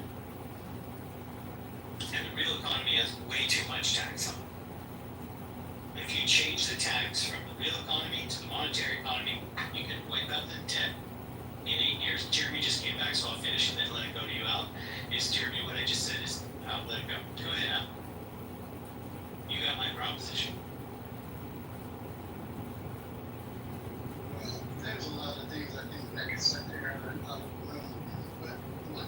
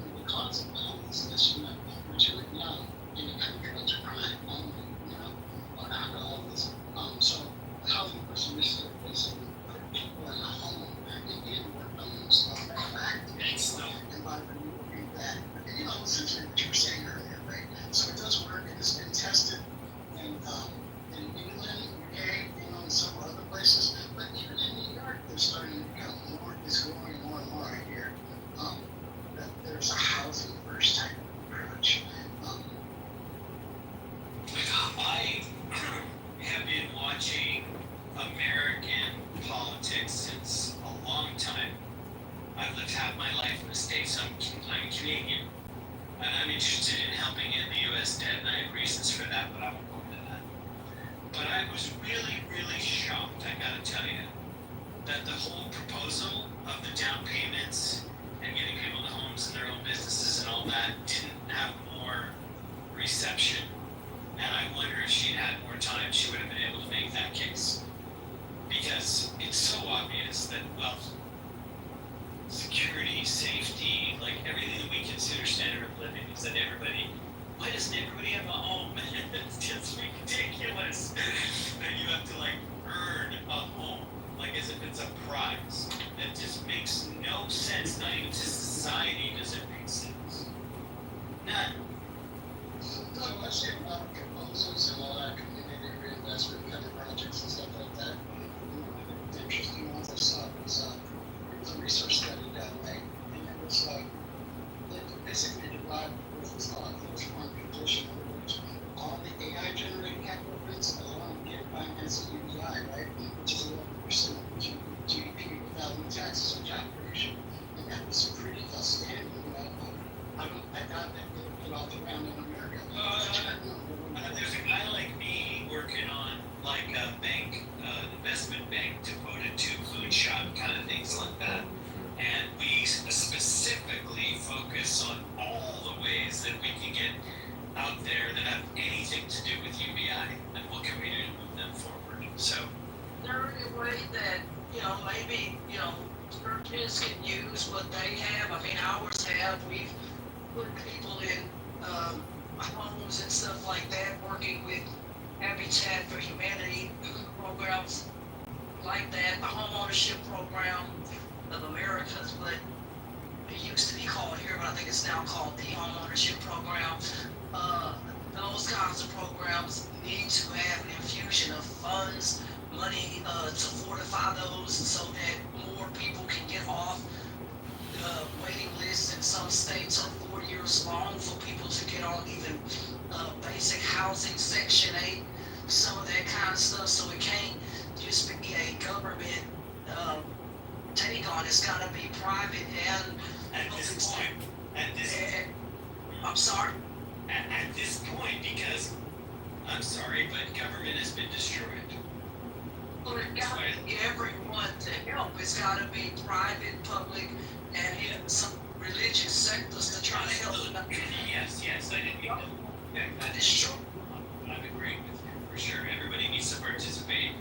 And the key thing about this participation is there isn't a limitation. People do not need to go around saying that there isn't any money to pay for anything. This is a false limitation. There is a limitation on how much the economy can absorb. That's where inflation happens.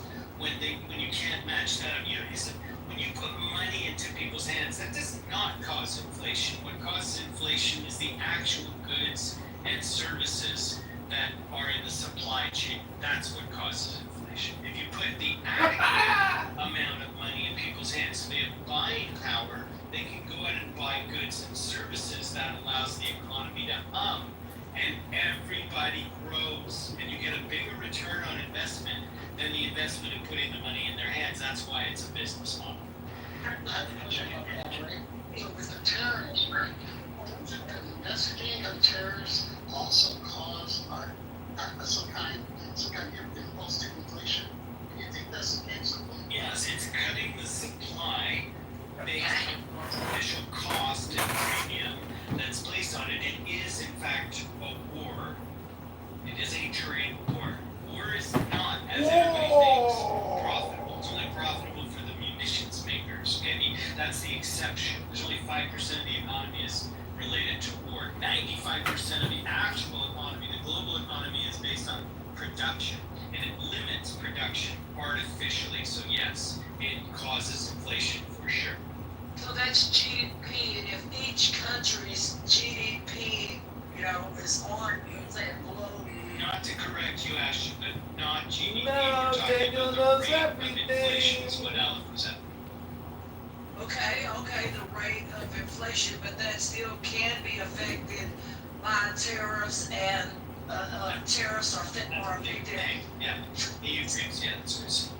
So, another thing I think was like a step I think somebody say about the government, right? And so if you're going to generate AI, right, from like, say, AI, access to data, and also AI profits, you know, from using our data, I think that the government, if they capture part of those profits, that would lower the threshold, right?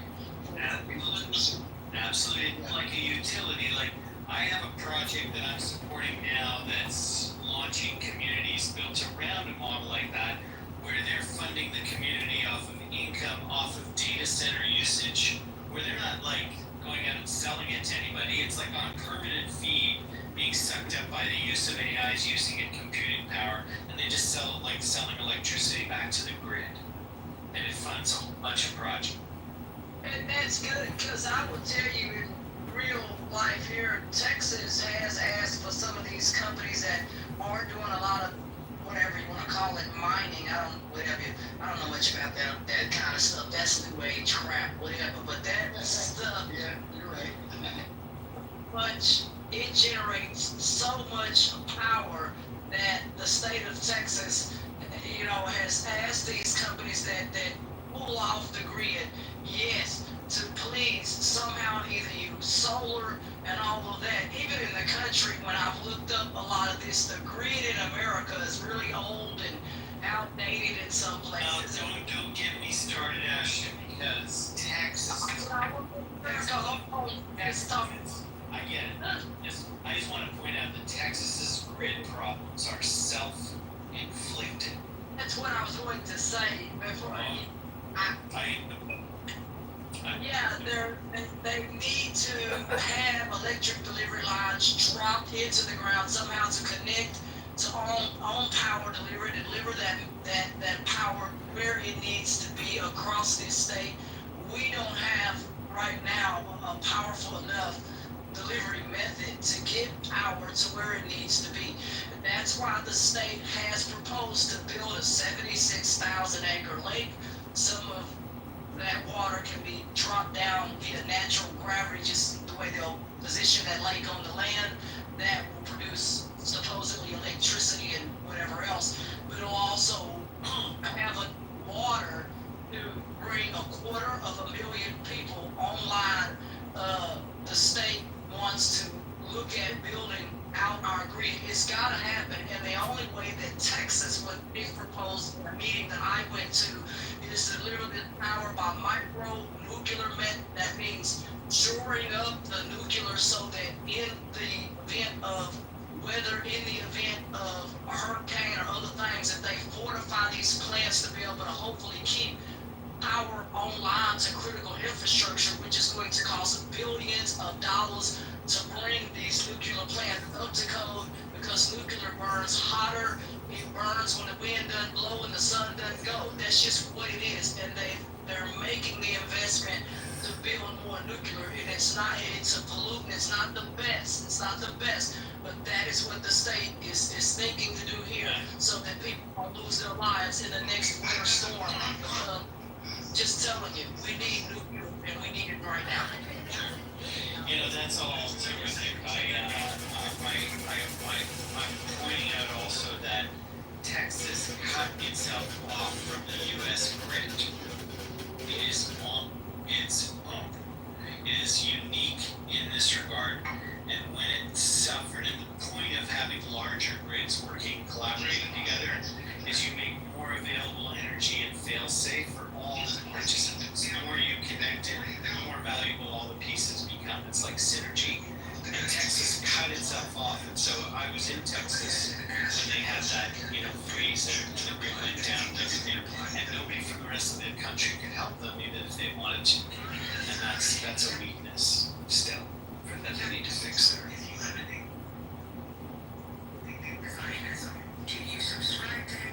Look, we have some problems. America, generally has some problems compared to the other countries, and it's hard in other places, Down on America as a whole at all. Yeah. But we could do better, but just we have to do better here in this state and making sure that somehow I just don't know how we connect power to. I don't know anything about that. It's energy grids work like this, right? When a grid is connected, there's certain parts based on time zones and other reasons where there's less usage in one place and more usage in another. And the wider the grid is, the more they can, like, it costs more to shut it down and bring it back up than to just leave it running for its peak times. So this way they can share across DC current and transmission lines. And actually, Buckminster Fuller, an American genius, said that if you took all the regional grids of the world and created one continuous grid for the entire world, it would increase the energy available per person on the planet by 800% without generating another single kilowatt. Can I add something on that? I mean, because that is an interesting theory, but they also had the coil current theory where they can literally position coils on the earth and supposedly link those coils somehow to create electricity. I can't comment on something that's proven, but I can comment on what is proven is that the East Coast and the West Coast of the United States, and the East Coast of Canada, and the East Coast of the United States, and all sorts of grid interactions take place now, so that when there is one part of the grid that's down, another part covers. Like, and that's why I point out Texas as an exception in this. This was like Texas wanted to be its, Lone Star culture. We can take care of our own grid kind of thing, and that's how that happened. It was driven by culture, not by necessarily what's good for the state. But I'm just saying the way energy grids work. And the world is an island surrounded by water. It is not actually like the way our maps look at all. If you really look at it from space. And if you took all the grids of that island and made them one long grid, you'd have all this extra energy for every person on the planet without polluting the same. But then if you connect with that, my problem is, because I like looking at stuff from the grids, how do you then, it's kind of like a DC current or other currents, but over water. How do you then defeat the current? I'm just saying that's one. You don't have to go over water. If you look up something called the Dymaxion map, that's DYMAXION, Dymaxion map. It will show you that the world, in fact, is not like the map we see in school, where the east is east and the west is west, and there's this big ocean between them. What you actually see in the world, the way it really is that it's one strip of land, most except for Australia and New Zealand belongs to the side there, but the rest of it is all like one long strip. In fact, between Russia and the United States, there's 3 kilometers. I say something as I look at this globe. We don't get a globe, but I've got a globe on the table. Can I say something to you, brother? When I do my latitude and longitude lines, that ain't making no sense, brother. When you have a North Pole and South Pole that cools this planet down at good rates, keeps the weather steady. I don't understand what you're talking about. And the planet itself, I believe, is a round globe and not some strip like a The term spaceship Earth that everybody uses now, and actually created the mathematics of synergy is the man who described this, and he said that it is a round globe. It's a spaceship Earth that is mostly water, and it's a strip of land on that water. And when we clarify that, we make better engineering decisions. The cement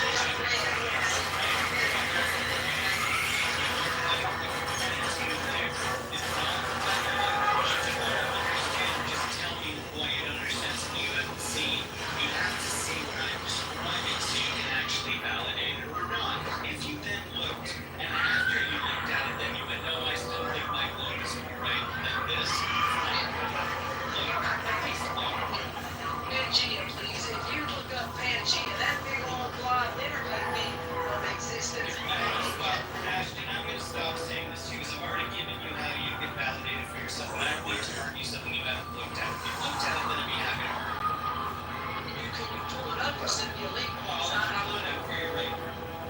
Thank you, please. That's what I was asking. Can you pull it up, please? I know nothing about this planet, like that. I'm so sorry, brother. I'm looking at it. Look.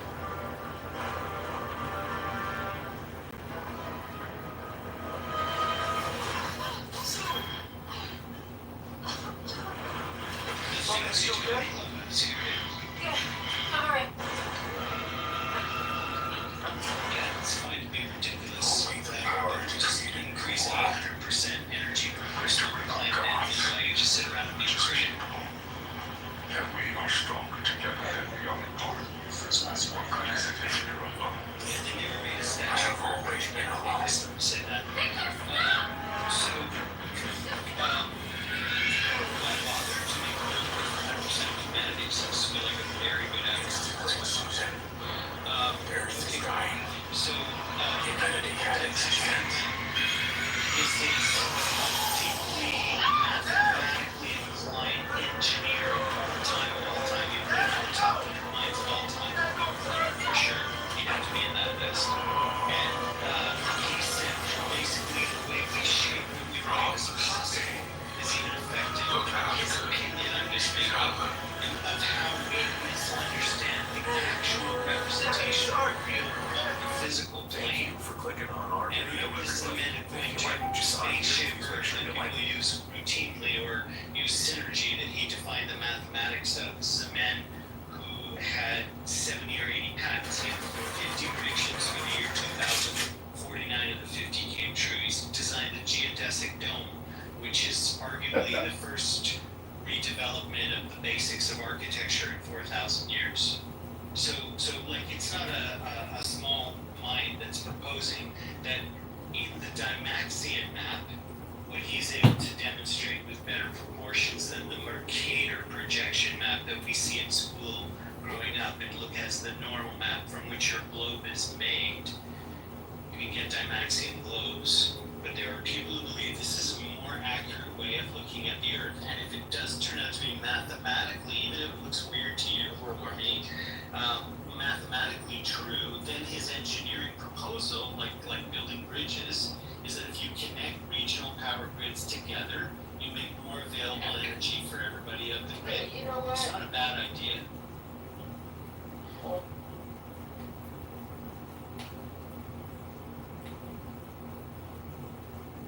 Look, I mean, look at that globe there. That don't look like no cheap old globe that I just went to get at no dollar store now. You see that globe? It's beautiful and everything is etched out perfect there. Everything because it's so beautiful globe, brother. It is. Yeah, so is Star Wars or whatever movie you like. Like, I'm just saying, like, if you want to produce in the real world, you got to see how things are really and clearly, which is hard to do, but we still need to try. And are you able to pull that up in a shot or some kind of screenshot so I can see this? Man, like I said, I'm looking at a real book with my hand on it right there now. Pull up the link that I put in there or no? See the link in the chat?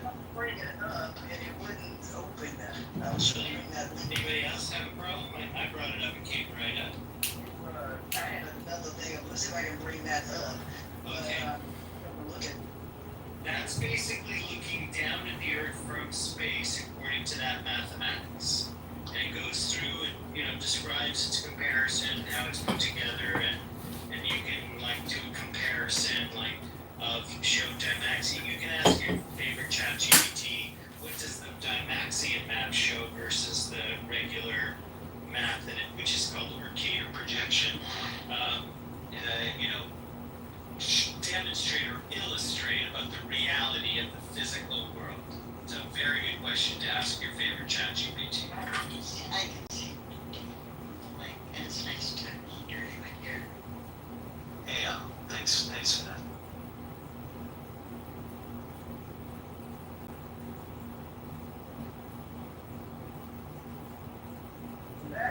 interesting map, kind of.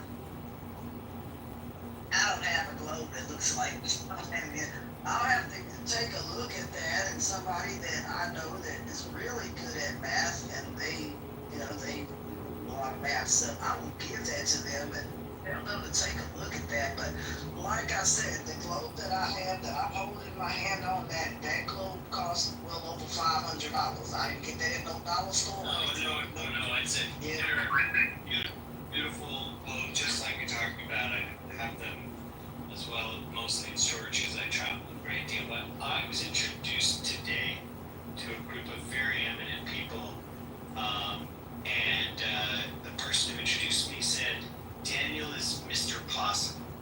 I've never had anybody introduce me that way before, but it seemed to be very accurate for the moment. And I'm also especially Mr. Clarity, if I can be. Let's try to see things as they really are so we can do something about it. I think the map it's interesting. I've never looked at this version of a Islamic house. I don't know. I just never looked at that version of the map. Like I said, I look at things like Pangea. I look at this globe that I have here because it is very, very nice, and it has all my longitude and latitude lines on it, everything that I need for what I like. But I get it. I understand that people ain't gonna pay $500 for a globe. I got it. But there was nothing else in the store that looked like the map that you showed me. What? Yeah, the thing is, Ashton, it's not about the map. It's just about the possibilities of what that map says. Really was about the idea of connecting the energy grids and all that. Like, it's just, yeah, that's kind of where we were. And look, the big thing is the question of money. Is there enough money? Which is a very frequent topic in our conversation, because I don't think anybody can argue that there's a fixed amount of money, which means it's more like a tap. And the question is how much is in the tap? It's gotta come from somewhere. I mean, well, does it, have I ever, I form capital for a living. I really do. And I can tell you it does come from something. But what it comes from is merely agreement. When you get a loan from your bank, if you get a loan from your bank, they're not going to be getting it from the Federal Reserve, from a quantity of money that exists in the United States. Say, hey, we need some of that so we can go lend that. That is not where it comes from. The bank issue. I get that. Yes, I get that. Okay. All right. So the money is created by something, does come from somewhere, but that somewhere is agreement. The question is there a limit to agreement? There is, but the limit is not how many agreements we make, it's how many agreements we can keep. And that is only supported by how much the economy can sustain. That's why inflation is a very important thing to handle. That's why guys who make blockchain and crypto launches have to have monetary policy the way that countries only used to have monetary policy, because if we put too much supply of capital at once in a way that dwarfs the system, then it will absolutely cause inflation and raw buying power. But other than that, what the economy can actually handle, there is no limit to how much money you can give people if it's buying power that can be converted into real goods and services and stimulate the economy. It's friggin' false. People are gonna look back on this time 100 years from now like the way we look at people who thought the world was flat. When it comes to money, none of us understand what money is about, because it is truly limitless, so limitless that we actually have to put limits on it just to make it work. That's how limitless it is. A lot of other folks look at it maybe upside down and say, for me, it's not limitless. My bank account ain't this or whatever. And for some people, money is, there is a limit. And so that's what the general public would see, but maybe somebody like you maybe even see something in the large capital that you're able to raise. If economy can only bear so much. But how can we make the economy get done as mere work? That's not very easy. So I'm sorry. Your Honor, my client is being charged with possessing one pint. Your Honor, to allow this man to simply. I don't have time to do that. The taxpayers, though, not us. Like I said before, the monetary economy is 270 times, I didn't say how much bigger, I just said it was bigger, is 270 times bigger than the real economy. I just want everybody to take this, hold on, I'm giving you a really, really big piece of information most people have never heard before. The monetary economy is 270 times the size of the real economy in GDP. Now, there's zero tax on the big whale doing all the movement of money, and there's a ton of tax. People fight over how much tax and who should be taxed and all of that. In the real economy, I'm talking about the monetary economy, and when you figure out the mathematics of it, you take the time to go through it, as I have, you will find out that a tiny tax on the 270 times larger economy can wipe out to zero all the taxes on the real economy.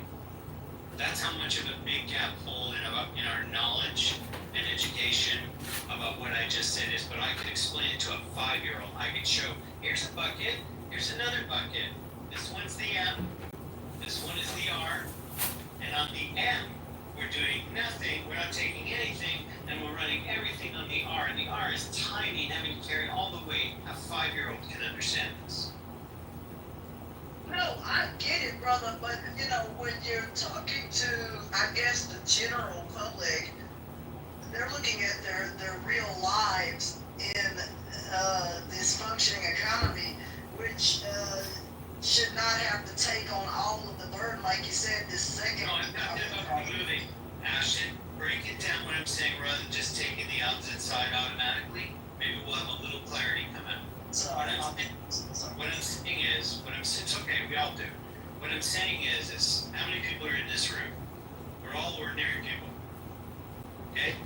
I'm not even American, and I have a vested interest in why I'd like to push this, by the way, and I'll come up with that about why that, doing the material I'm doing and the actions I'm taking. But what I'm saying right now is, if everybody just understands there's a big hole in the system, and if you fix this one hole, you flip the script on every conversation about what there's enough of and not enough of to pay for. Everything. Okay? You can end the debt in 8 years. You know what you can do with all that savings? You understand? Like, you pay more right now for interest on the debt than you do on the military. Does anybody know that? If you didn't know that, it's news for me tonight. Okay? That's how big it is. So if you can pay off that debt in 8 years, you no longer have to pay that interest cost. You basically have like the military, the size of the military, to now spend on other things. And we can argue about, now we can have a fight about what we have too much money to spend on. Do you understand what I'm saying? Like, conflict comes when there's scarcity.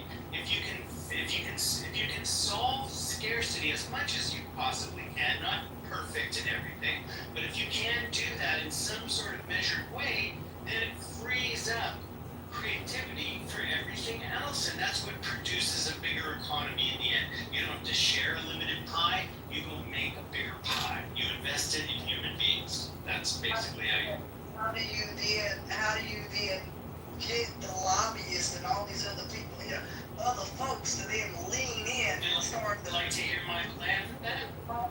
I got a plan for that. I got a plan. Here it is. Can't make them do anything. It's tough. Hold on. So let's see if you think I have a plan for that. Let's assume I do. Give me the... No? Okay. So, because this is an issue which matters to both conservatives and liberals, I'm going to start a super PAC that's going to raise money from big fish and little fish who all care about the very idea of ending the debt from both sides. And they're going to go recruit 50 candidates across the nation that want to run on this idea. super PAC will spend money on the issue, candidates will run that they're with the issue, and that will put it on the agenda so that people know about it. Because the truth of it is, the lobbyists are not in control. You, the ordinary people, are in control in 2026. And that is because you have these communication tools to mobilize and organize, because that's what changes the world, not lobbyists. Okay, sorry to say. What is going to happen is then in the next candidacy after that, it will grow from 50 to 150 and become a caucus and actually be able to get the legislation passed. And I predict that a presidential candidate will run on it as well. Because who the hell wants to who the hell wants to run against ending the US debt? Tell me. I mean, And then I'm going to, on top of that, raising not only millions of dollars in recruiting candidates, the book I'm putting out is going to answer the question you're asking. How are we going to do this? How are we going to do this? How are we going to get it through the House? What about all these obstacles and so on? And right in the book, we're going to say, the way you can do it is you having, everybody hearing my voice right now, having conversations with each other, ordinary people that you think have no power, your grandmother, your kid, your cousin, to get the conversation out in real people about how the debt can be ended in 8 years. Get the people to be so knowledgeable about this that candidates won't be able to run from it. Because the true power is the people, not the people in power. The people don't know that. They don't know how to organize enough, but they are in fact the power. but we can help. I mean, we got folks that know how to organize and can help folks organize. I mean, there's no excuse if you are with the church or other organizations. Certainly can help folks get themselves together and organize in March. I mean, when Kamala Harris and other folks ran locally out here, we have mobilized 10,000 people that we can muster and get those folks moving on foot and knocking on doors. So we really did get that going. So folks do know how to grassroots, organize. And so those things you learn through history. But what I can say about what you're talking about, I would like a copy of that book because I can get it to somebody who they know about money because they do the budget for the church and land stuff. So they're a lot smarter than me and they went to school for that. So if anybody knows about math, it's percentage. And if they know about business, I bet you it's them. So I would certainly like to check that book out and see how that math compares and see where that's at and how that can be used to literally maybe even. Yeah, I do a lot of moonshots in my work, and somebody writing in the chat that'll never work because of pension funds who talk about debt and never want to see debt and so on and so forth. And people always have an idea when somebody proposes an idea of who it won't work for, and therefore because it doesn't perfection work for everybody, therefore it has no value, and that's how we don't have an economy that grows when people have great ideas. I'm a change agent. I know what makes change is agreement, and regardless of whether the pension funds are against this or that, if I get enough agreement to actually make it happen, then it actually happens. That's the end of the story, right? That's the end. I have a question for you, Daniel. Yeah. First of all, it's fascinating. It's good to hear you really talk about this because I've been aware of it. We're talking tiny bit. I have a question, which is, how do you? I understand exactly what you're putting forth. How do you? The obstacle that I immediately see are you're going against the power of billionaires in this world who would resist this and would perhaps be driven by it and would object to it or compete with it. That's my question. It's really interesting to bring that up. So I've been talking about agreement, all forms of wealth, change, justice, and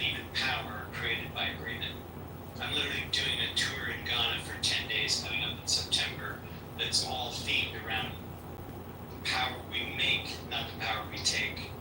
5,000 young Ghanaian entrepreneurs.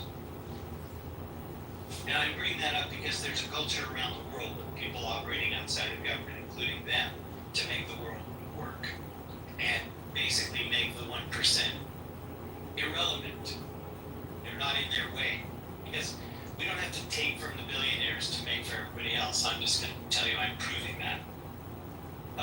And I think, bringing up my friend Buckminster Fuller, he said you don't change things by fighting an existing reality. To change something, you build a new model that makes the old one obsolete. Now, any of the change I'm talking about by agreement, I've come to say that the reason why agreement is difficult is because we're all basically warriors. We all come from 70,000 years of war and we have war instincts. And we've made language war. We do it right here on Clubhouse all the time. We all hear it better here as Clubhouse people than anybody else, I think, out there. And my proposition is that, we can actually produce more for everybody and have everybody participate with less sustainably without having to take from anybody, including the grandfathered in billionaires who I don't care about. Because I think there's so much capable for us to do that I don't have to waste my time is kind of how I look at it. Now, I'm not talking about injustice or crime or any of that has to be addressed from a legal standpoint or anything. I don't want to ignore history completely type of thing. But I'm much more interested in the present and the future and what can I scalably do. For example, if I can get 1,000 impact funds to be created over 10 years that are going out and investing in actual human outcomes, even for profit, by the way. If I can get those created and out there in the world, I don't really have to go after the billionaires to do that or even deal with that. You see what I'm saying? So I look at it incrementally as the short answer to your question. What can I do incrementally and measurably and see what that can do within the time that I'm here? Does that answer your question? Yes, it does. Thanks.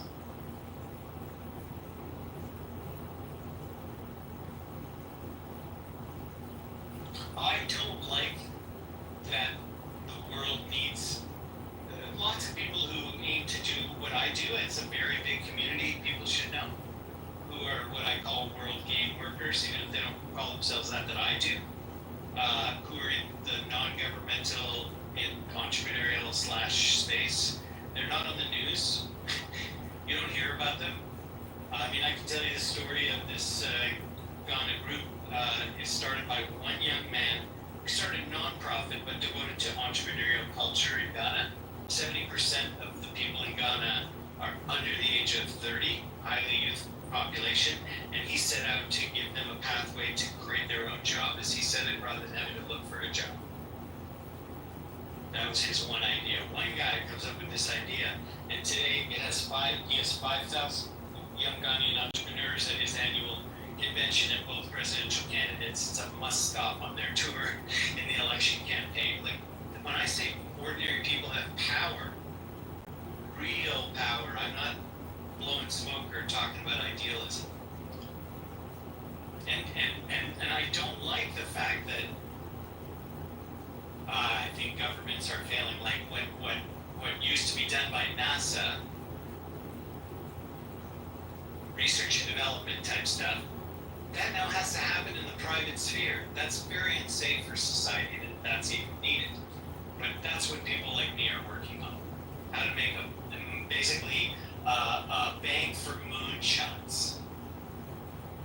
A bank for moonshots to invest in human outcomes and not fantasies, like stuff that we know that works, but it doesn't have a good business model, right? Like, it just needs long term. Like, you get all the water you need out of the atmosphere powered by the sun for every human being on this planet.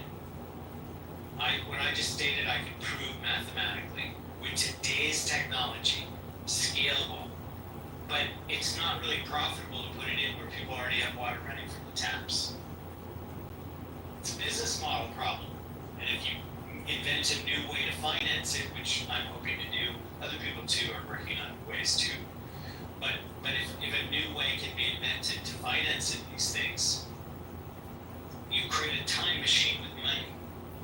If you can make the money work, it speeds up time because money is based on agreement. And if you have lots of agreement, you have lots of power.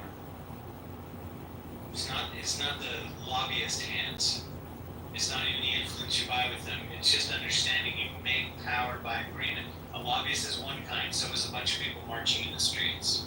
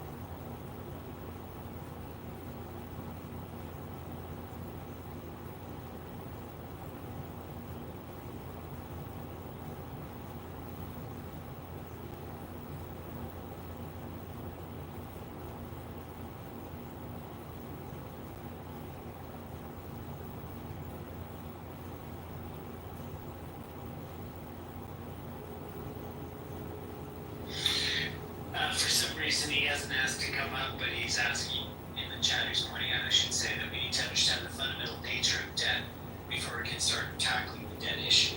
Because most folks just think that debt is money owed. That's not true, and he is correct. And I'm going to put a link here in the chat. We did a 4-part series. It's on here on Clubhouse. Anybody can listen to it on replay. We applied topics to the conversation. Is there enough? And this was, is there enough? Oops, sorry, I put the wrong link there. I'm gonna say replay. Is there enough? America was the series we did, a 4-part series, and we linked to a documentary on that page talking about modern monetary theory. There are definitely people, who are very opposed to it and disturbed by it and so on. It's a very provocative documentary there called Finding the Money, which talks about modern monetary theory, but over and above the fact that it's talking about that, it's making some very specific points about how government funds operate in a way that not only surprise general people, but even people who have been in positions of power like the Treasury, who are interviewed on camera, who you can obviously realize they themselves don't know what money is. And he is absolutely correct. Okay, thanks, Robert. What Robert is saying is we don't really understand the nature of debt. In fact, when money is created out of the Federal Reserve, which is basically the world's money until that changes, and if it does change, it changes, but until it does, the Federal Reserve printing American dollars is printing world dollars. They're global dollars for the most part.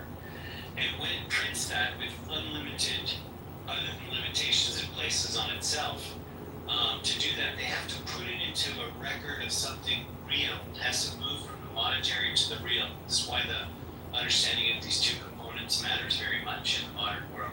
But when they do that, they have to convert it into a transaction, and so they put it into a debt.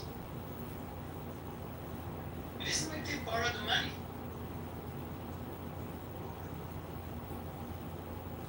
It's really weird when you start to think about it. You'll hear it right on the recording if you go listen to the replay on Is There Enough America? It's part 2. Is There Enough America? Part 2 is the economy. And we talk about this and also how to end the debt in 8 years on there in more detail. And money is what we agree that it is. That doesn't mean it's funny money. It's very real. Agreement is like a bond, a contract. Like when it says the full faith and credit of the United States, it means the full faith and credit of the United States. It's not nothing. The gold standard, you hear these people go, oh, everything was fine, we went off the gold standard. First of all, you would know what the standard of living you had prior to the gold standard in America or in the world. Sorry, you would not.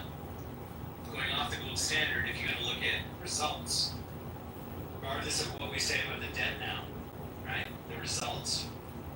That's a big factor of standard of living. That doesn't mean everything is perfect in the modern world, and a lot is harmed our planet. So that's a different issue. I'm not talking about perfection, but as far as that's concerned, going off the gold standard has proven to be great. But even a gold standard was an agreement, because the word standard just means agreement. It could have been, you know, manganese standard, or it could have been copper standard, or it could have been any sort of standard. The Phoenicians had 2 tablets. You go take a copy of the tablet, because you can't easily change your tablet. That was the proof. That's basically how blockchain works, the proof part, right? So the Phoenicians had those tablets of proof. It's just created by human beings. There's no limit to it at all, other than what's in the real economy. That is a limit. But it's not in the money part. And the sooner we understand that, the faster people will not be struggling. And universal income, it's inevitable. You cannot avoid it, because the automation of technology is going to make it necessary for the world to function, that people just have buying power and can go out and build companies and, you know, take ideas and their poetry and their music and whatever they want to do with their life, so they don't have to work for a living. They can live. They don't have to. I'm mixing this up, but they can live how they want to live. They don't have to work for a living. They can live for a living. If there's enough to go around, that is. If there isn't enough to go around, then we have to do all this scrounging around and fighting. But if there is realistically in the aggregate enough to go around, and isn't distributing it, it's making people themselves have the buying power to go out and make it work. We can absolutely pay for it.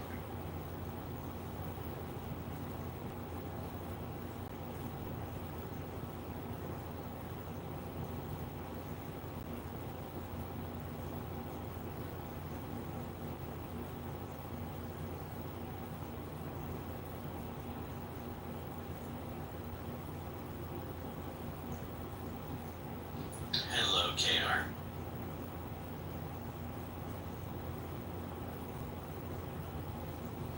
Yeah, Robert, I am not a big fan of government universal income. I'm a huge fan of universal income happening on a private, non-governmental, non-tax basis.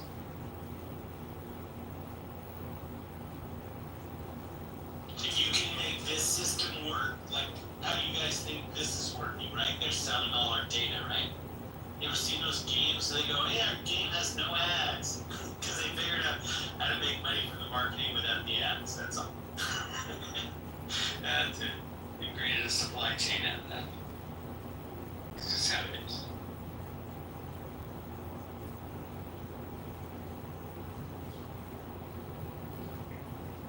How much further can I go down this rabbit hole here on this universal income? Would you like to hear how it possibly could be done on a private basis? Jeremy? Dan? Al? How are you, First Lady?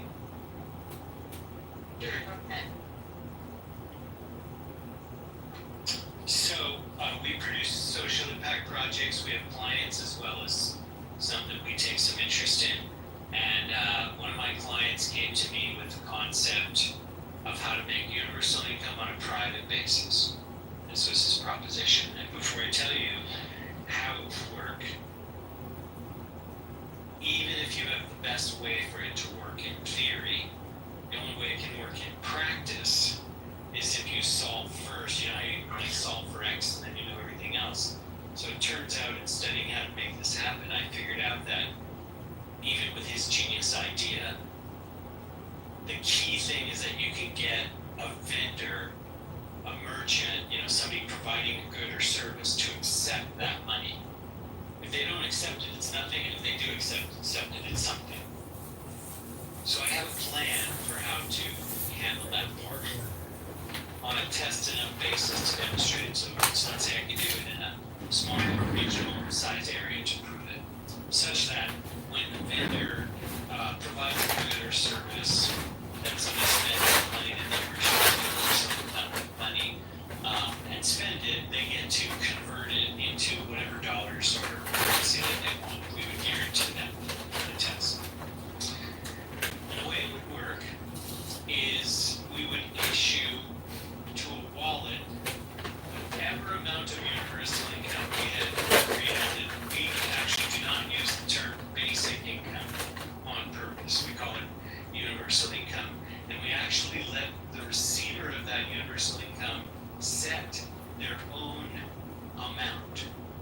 bear with me.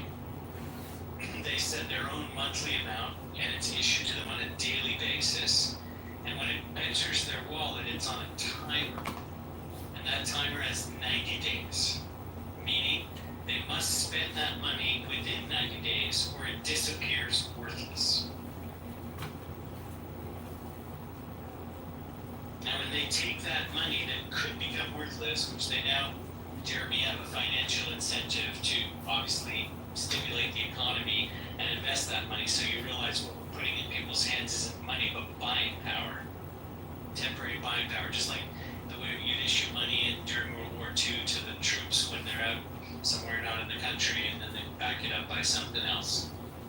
And so they now go to the grocery store, they pay their rent, or they pay their school tuition, or they start a business, or whatever they're doing with their universal income. They must spend within that 90-day period. The person or the entity that they're buying their good or service from, when they receive that money, it gets converted into hard currency. And that hard currency has no expiration. The one that they came in the universal income has expiration, and the other one does not have expiration. And for those of you who happen to be listening in the room that understand mining and proof of stake and proof of work and proof of this and proof of that, will understand that at the moment of purchase is when the mining has taken place, which is the closest to perfection you can get.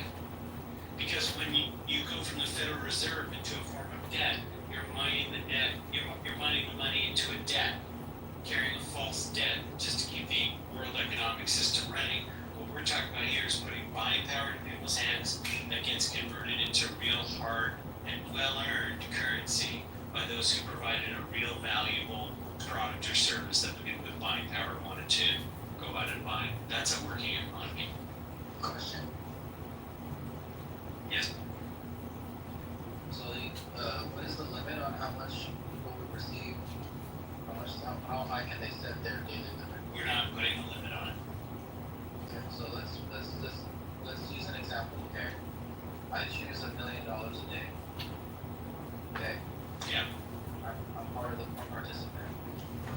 I spend that $1 million by buying all the food in the grocery store and just giving it all out to everybody. So what happens in that situation? In that situation. With respect, and I really want to answer your question in context, if you don't mind, I want to point out that part of why it's hard to implement ideas, we seem to think that reality comes from playing devil's advocate with the extremes to show the stress test. And we don't quite give enough air to looking, first of all, at the, I'm a change agent, right? So I look at predominance, not perfection.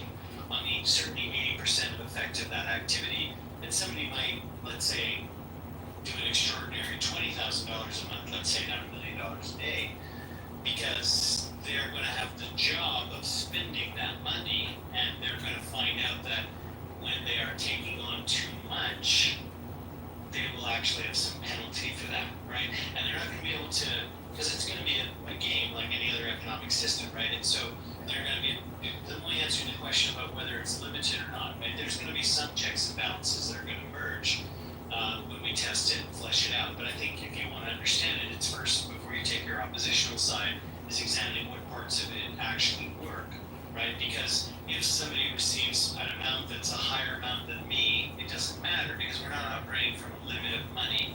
We're operating by what the actual economy can absorb. It's a very different take on it, right? And so when I put too much money in somebody's hands, it is a point of waste. That's going to end up being shown up in the system, and we'll have some checks and balances for that. But we're not going to let some central system decide what is an appropriate amount of money that people should have, because then you're having that whole system you're trying to get away from in the first place. You don't need that. People can decide for themselves what they're capable of sustaining. Alright, so please answer the question. I have $1 million daily. I'm understanding you want to repeat that question. I think it's really sad, and I could work out a problem of that sort. All I heard was you shouldn't look at that question, right? That's an irrelevant question. I'm not saying it's irrelevant. irrelevant, not at all. I don't mean to convey that.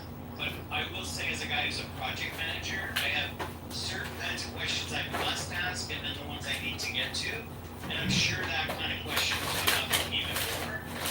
But when we test it out, we will discover whether there are some people gaming the system of any kind of system. But if I build apps, I do that in communities all the time. But the only situation you're talking about is likely to be realistic.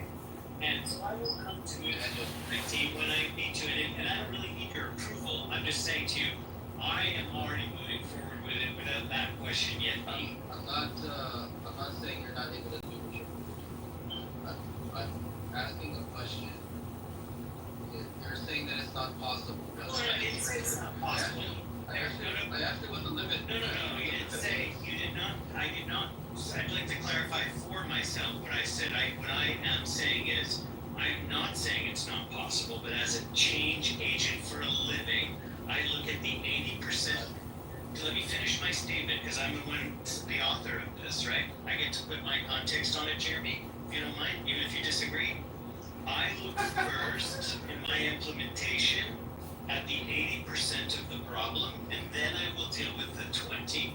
And it is up to me, not you, to determine which is 80 and which is 20. I don't start things from extremes. I start things from predominance. And I know people who are given the opportunity to have buying power are probably not going to have a lot of incentive to game the system. And the scenario you described of amassing and hoarding stuff from the grocery store to hand it out to people, those people are not going to have an incentive to get it from you because they're going to have their own money. So you're saying that that's not going to happen? Yes, I'm saying it's not going to happen. So what played out with $20,000? Yeah, that's a good idea. Let's do 20,000. Go for it. You can tell me there's no limit.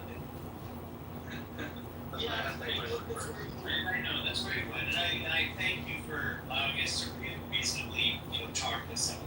It's a fair question. I just think, I don't want, in the test we're attempting, and it could fail, right? Lots that we try so ours okay. But what we're attempting to do is where people set their own income levels. That's what we're interested in. Okay. Yeah, that's the hypothetical, right? Absolutely. Well, we're doing it. Yeah. Their own income levels. There's a lot of, human nature.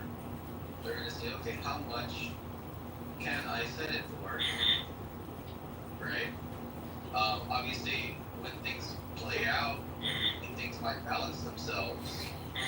But it's what you're gonna do in the beginning stage when people say, let's see what I can do. Let's see what happens.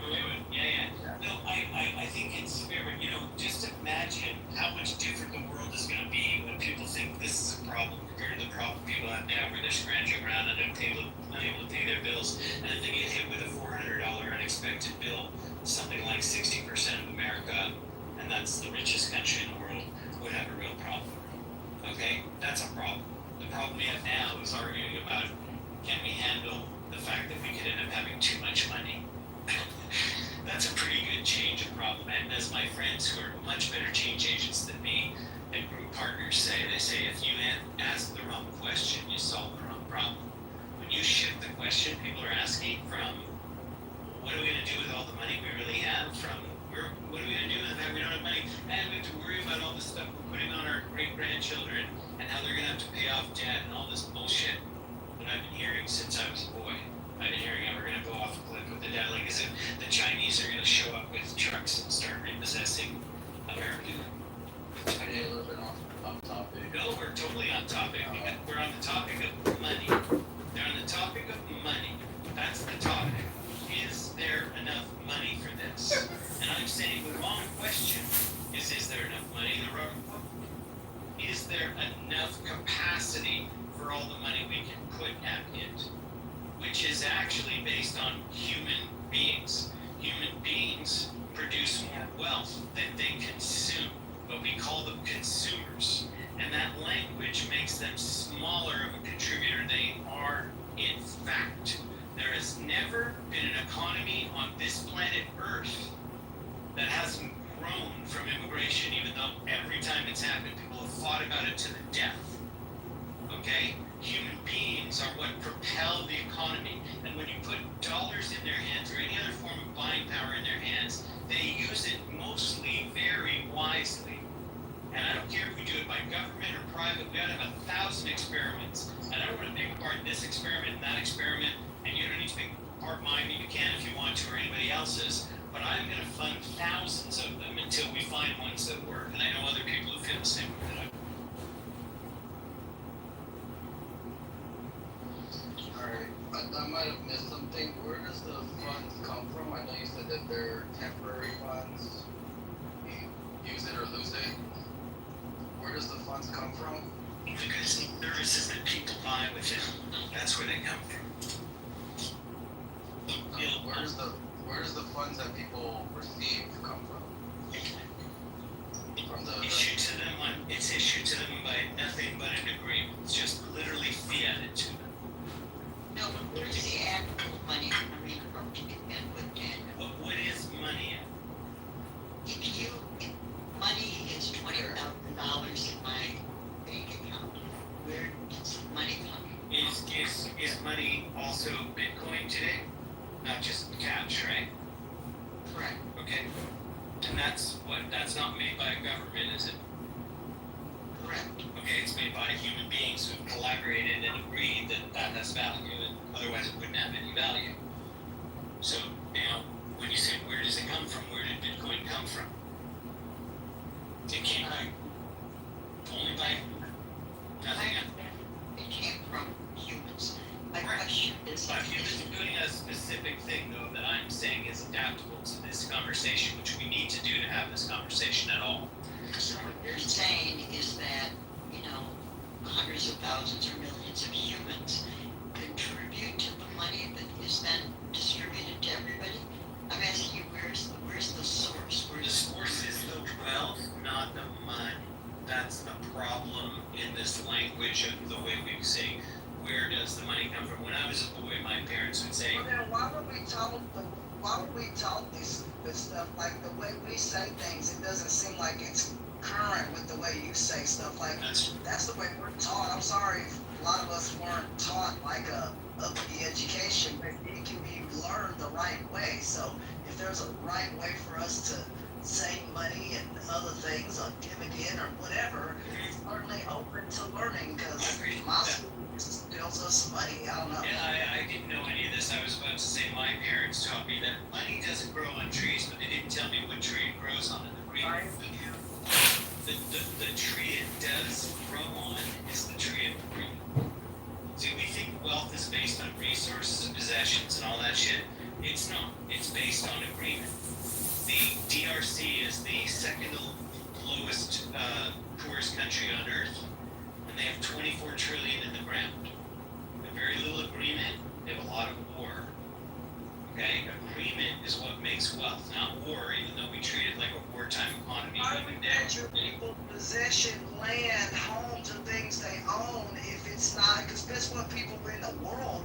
I have this big house. Like people compare themselves with hard assets. So I don't know. Maybe the way I was taught is backwards. I don't know. Maybe I was taught to have it shit right. It's because you agree on that. Let me give you an example. If you go to certain parts of the world, you don't have clear land title. They don't have like a land registry office the way you're used to, things like that. Anytime you see a part of the world where land registry is not clear, it's not a very well-off country. You can even see it in a tiny country where a part of it doesn't have land title and another part does. Like in Panama, there's this island called Toboga where they're not really sure is that guy's land, was that his father's, and it's not all that clear. And the price per square foot is absolutely less, just within the same country, because wealth is made by agreement. And money is made by agreement. When you understand that, and I'm telling you, I'm from accounting. Yeah, I get that. I mean, I understand the contractual stuff, but a lot of people look at whether you live in the poorest country in the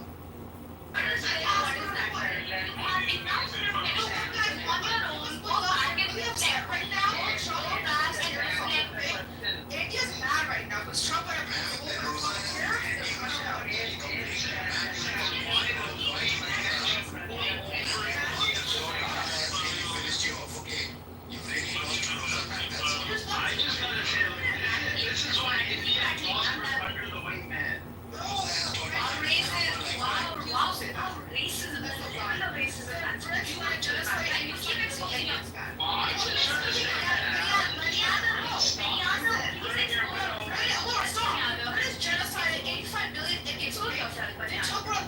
way, one of the most prosperous countries in the world at that time. You guys don't get to talk about Palestine, honestly. Please don't talk about Honestly, you don't get to talk about for anybody that's not. Not understanding the arms are coming in, arms are coming in, arms are coming in, and then going and, teaching me, oh my god, I care about women in India. I care about women. I care about Indian women. Some of them are really hard. Oh shit! I care about the children in bed. The children of Palestine are dying because of the invasion of America. You know that because of your country, the people are dying in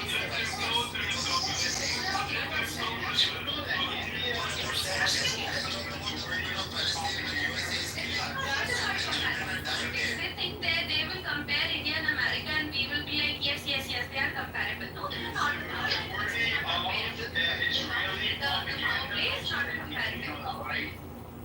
It's not comparative at all. Yeah, it's not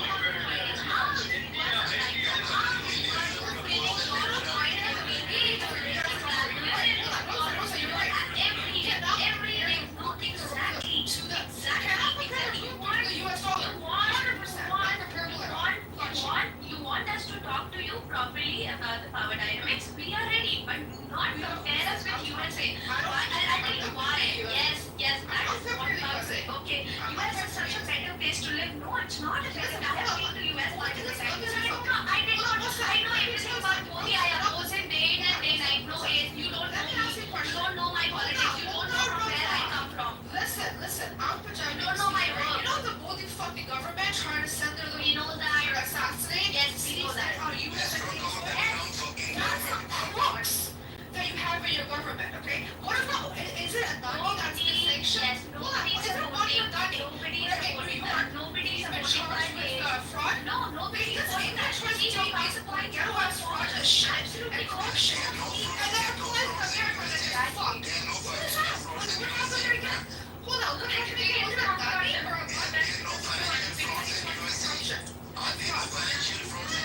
Interesting.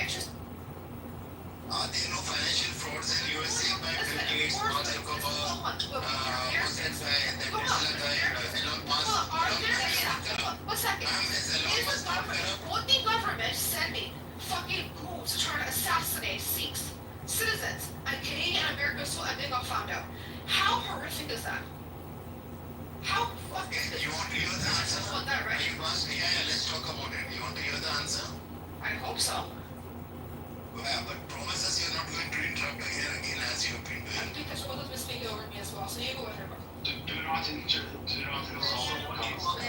Let's have a peaceful conversation. Conversation will be free. Shameless. New Jersey. Don't even know Khalistan. I might have a family there. You don't. Shut up. That's not fair, man. You're targeting a woman over nothing. Yeah, absolutely. Not a man thing to do. Whoever you are, you're not a man. You're targeting a woman. It's such an unmanly thing to do. He's an unmanly guy, that's all.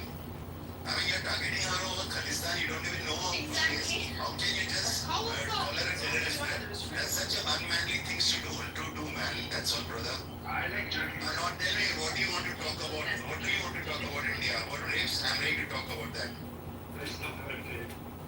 Okay, now it all started with the man that I want to talk about.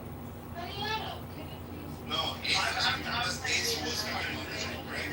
Yeah. People like Mariana, and then you open a room to support Christine. It's so shameless, honestly. What do I have to do with Palestine? I am from Kurdistan. He's like, okay, I am disrespectful as fuck. You've been disrespectful multiple times. Can you just please? British colonialism is valid. All of these things, wow.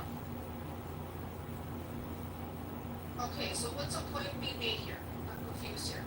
Rahul and Rosa, I'm not lecturing anybody, okay? I'm not saying the US is any good. We know what the US has done. Caused a lot of fucking problems in this world. I'm not sitting here saying any of that shit.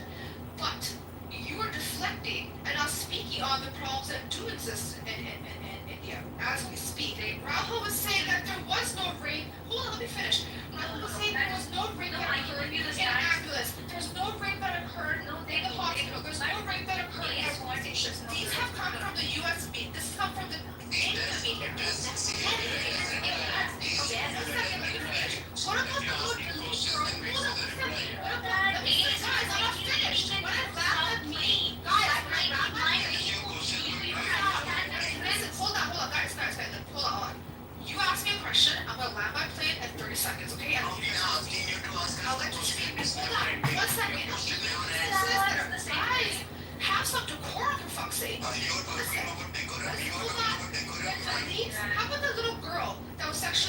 and the hospital did not want to operate on her because she was a Yes, tax. you're talking about, freaking state. you may be talking about me, What do you that's think? my problem. You're just Aren't these thinking problems about me. You're not even realizing, you're not, yes, thank you. You're not even realizing that you might be talking about me. You are just reading it as news. We live here. We know what's going on. Much, much, much better than you. But the answer will never, never, never come on the talking points of comparing US and India. India has nothing. See, you kill 100 people a day, and you're expecting me to tell you that, okay, we kill 40 people, we accept it, but you are great. I am seeking ratification or validation from you. No, sir, that's not happening. You need to understand the power play and the power dynamics of where USA places itself and where India places itself. Then, in the sense of comparative politics, whenever you're talking about India, it should be India alone. You cannot compare it with USA and say that, hey, things are very hunky-dory here. All the, what? Oh my God, I heard it by my own mouth. I heard it, and that's why I came up. And you cannot let me talk uninterrupted. Absolutely. Yes, you did. And all the wild men sitting on your panel who quote-unquote try to save women from India but doing the same thing. You guys don't even know who you're talking to. You guys don't even know the identity of those people. You guys think that you are talking about the subjects in India. We must be the subject that you're talking to. So let us talk. That this is exactly what happens when you try to, own the Rome more than the Romans. You're talking about India without acknowledging that the person that you're talking to might be the person who might be doing the same research in flesh and blood, might be the subject of that research. If you don't know, right? So do not wait. No, wait. But that means that yes, absolutely. That means you need, whenever you're talking to someone from India who are absolutely anti-establishment, we're also anti-establishment, then you need to listen to them. Being an American or sitting in America, you cannot draw this power politics and say, okay, you have to talk to me in comparison with America. I am never, ever going to talk to you in comparison with America. Also, I'm not going to talk to you as per your talking points. Like, Okay, so let me just reply back to this. I had an issue when I brought something up in terms of what's happened in India. First of all, Rahul did acknowledge, and then I gave certain incidents, and he said they did not happen when they clearly have happened. Okay. Number two, I'm telling you over and over again, I'm not saying where I live is any better in terms of the atrocities committed. But when you talk about 100 people dying, I'm not even sure what those stats are.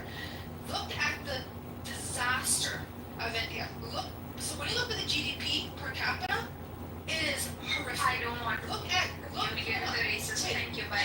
No, racist? What's racist about the facts? What's racist? Can you tell me? How can I be so I'm self-racist? I'm Indian.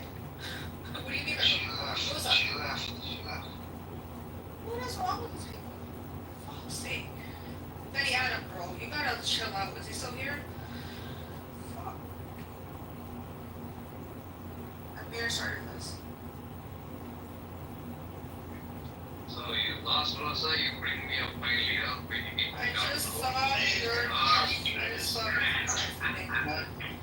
Alright, yes. Okay, hold on. Okay. I think, I don't know why supposedly pronunciation came first place, I have no idea. But you look at the statistics by population per country, and India is not on top of the list. So, that's this thing. Can't tell you why. It doesn't matter. No, can't tell you why. You would probably say, okay, assume what you would probably say because you say, tell me about now people don't come and say, report it. Is that what you want to say? Well, that's a fact. Is that your point? Hold on. I'm with you. The person is sexually abused, right? She gets shamed, okay? You know this whole idea about purity. They hide it. Their families are gonna purge when they're reporting it. Yes, it is like I give you a fact. Statistics, population-wise, rape statistics that have been reported are more, and India is not even on the top of the list. It's like way below top 5. Rahul, do you know the stats came out for the most violent men in the world? Number one is India. No, I'm just telling you stats. That's not stats, it's conjecture and assumption. You're bringing up stats. It's fine. Okay. So the renting is done right now. I gave you statistics. One, you can Google it or what. What's the other thing, point of conflict you had with the I brought this up because I have this problem, right? I don't know where this nationalism is coming from, right? As a Muslim, let's ask Ryan. Ryan, do you uphold your Indian identity above Islam, or do you believe that you're Muslim first, then you're Indian? Ryan, Mike is on you. The question you're asking is whether I like my origins or my causes. It doesn't work that way, my friend. No. My origin is not Islam. My faith is and my faith is Islam. Okay, so don't try to mix it up. And Islam, when you ask me a question, you don't want to hear the answer. Yes. And what my religion teaches me, my religion Islam teaches me that I have to be loyal to my motherland, and my motherland is India. Where does it teach you? Where does it teach you? Do you uphold your Muslim identity above your, this other identity that you have? There are two different things. There are two different things. No, I'm asking you. My nationality is Indian, and I'm going to continue. Hold on. Because it's a conversation, it's not a monologue. So that doesn't mean you're going to interrupt me every 10 seconds, man. It's a conversation. Go on. Yeah, I mean, you're asking a question, I gave you an answer. My country is India, my nationality is Indian, and I'm very proud of it. I'm not against Islam, and my country allows me to practice my faith very freely, and I'm very proud to be an Indian Muslim. I'm not a Muslim in any other country. Hang on. Oh my God.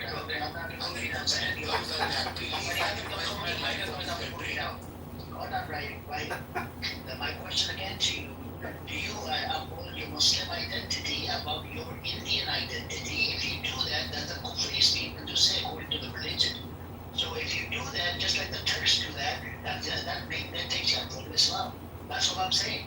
And when we talk about your answer is like you're upholding your Indian identity above the other identity, above the Muslim. Go for the meeting now. So quickly I'll tell you my answer. As I told you 3 times earlier, but I'll add to that since you asked me earlier. That if I put my Indian identity over my Muslim identity, which are two different things, but if you still insist that as per Islam it is kufr and all, then probably you got your concept of Islam wrong. You don't know what Islam you're talking about is probably homemade one. Because my religion, my faith, what my parents and what my religious teachers have taught me is Islam goes hand in hand with the motherland, okay, with the country.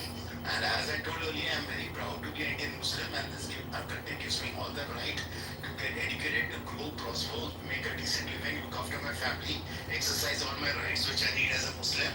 And the people generally are very, very nice to us. There are a few right-wingers who support the Modi government, who don't like us, who hate us, who trouble us, no doubt. But the number of people from other religions who like and support and treat us as human beings are far, far, far bigger. And that's why even if Modi and his people are 100 times worse than what they are now, still I would live in India because there are a large number of people who show us a lot of love, respect, and make India a great place to be in. And I'm telling you guys, if you want to have a good life, come and live in India and you'll realize what a beautiful country India is, and especially Mumbai is. Thank you.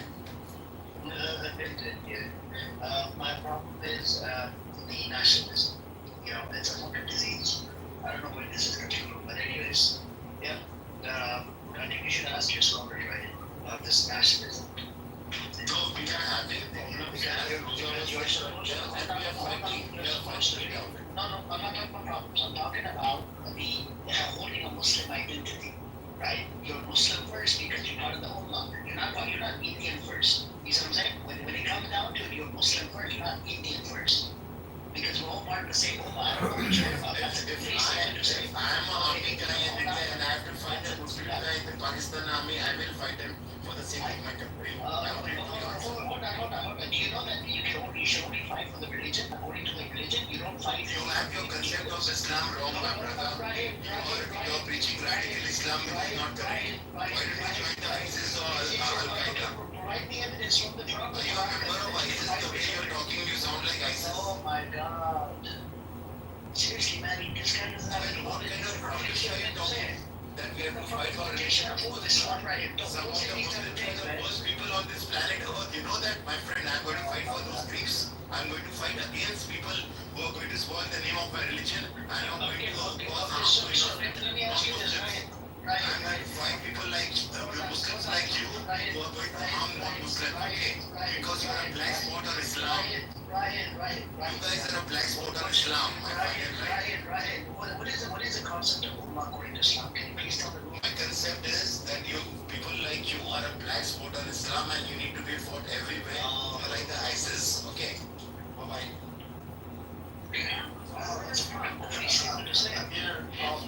Amir, do you see how it would be problematic saying what you're saying if you replace the word Islam with Jew? You're a Jew hater. You were a Jew hater, and you're still a fucking Jew hater. Okay? I think that's in your blood. That's in your blood. You were born as a Jew hater. You just didn't know it until somehow you became a Christian. That's when you found out, oh, I'm the biggest Jew hater of this fucking app. Yeah, but has no relevance to what I'm saying. The problem is, Amir, that Jews just say the same exact thing to other Jews. They say that if you don't support us, the Jewish states. There's no state. There's no Islamic state. What the fuck is it? There traditionally has been, yes. Look at this guy. It is only very recently that the Khilafah was abolished and there is no Islamic state. Traditionally speaking, for the vast majority of the history of Islam, there was an Islamic state. I think that's a Muslim. Right? So the same exact thing applies. So replace the word Islam or Muslim with Jew or Jewish. Right? You see how that can be problematic? No, it's not problematic. That's your opinion. That's what you meant to stop. I know you want to be Not personalized. That's what you meant. Amir, we're having a serious conversation. It's not personalized. I'm not talking about you personally. I'm not talking about me personally. I'm talking in terms of concepts and theories and ideologies. So, for Jews, a lot of them would say to other Jews that if you don't support Jewish people, or you are willing to fight against Jews, that would make you a heretic, that would make you a traitor. And that silences Jews when the Jewish state is perpetrating atrocities or making mistakes. What you're suggesting is the same thing. What they are telling Jews is you are Jew first and American last, or British last. That your Jewish identity supersedes any other national identity. And that puts Jews in peril if they actually adopt this ideology in those countries. When you have Jews living in America who prioritize their Jewish identity over their American identity, that makes them traitors against The religious system I have according to Islam, if there was an oppressor, let's say the table was turned, the state called Israel, let's call it a Muslim land. A Muslim land was oppressing non-Muslims. Do you know what I would do? I would stand with the non-Muslims. Because according to my religion, we cannot be oppressors. It's an equal belief system. You see the difference there? I know you're trying to come up with whatever you can, try to, I'm gonna use this today, I'm gonna use this today. So if I were, it was a Muslim land, and if they were oppressor, and they were oppressing other people that are non-Muslims, I would stand with the non-oppressed people that are non-Muslims, because they're being oppressed, that's oppressed by the Muslims. I'm gonna call out those fucking Muslims. You see what I'm saying? That's my position. You would fight with non-Muslims against Muslims. I would, first of all, okay, let's say it was a Muslim land. How can I get there? Let's call this Israel. Let's turn it into a Muslim land. How would I get there in the first place? Can I go and tell? What's that? No, it has to do with it here. Because right here, Speaking the abstract, right? So what you're saying is, you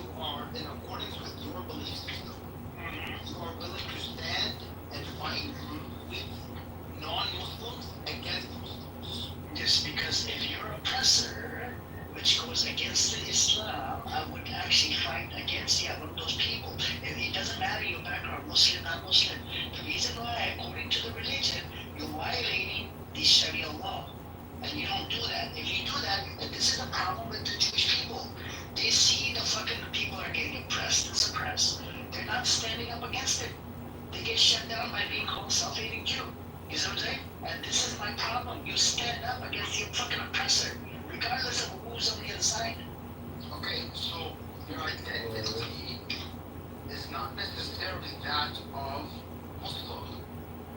Your priority, or you prioritize the identity of being against injustice.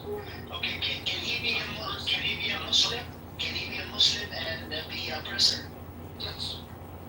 Bro, What can't be a Muslim and being an oppressive person? so if you become an oppressor, like what the Zionists are doing over there, right? And you're oppressing non-Muslims or whatever, right? Just like the way butchering, slaughtering, and this and that.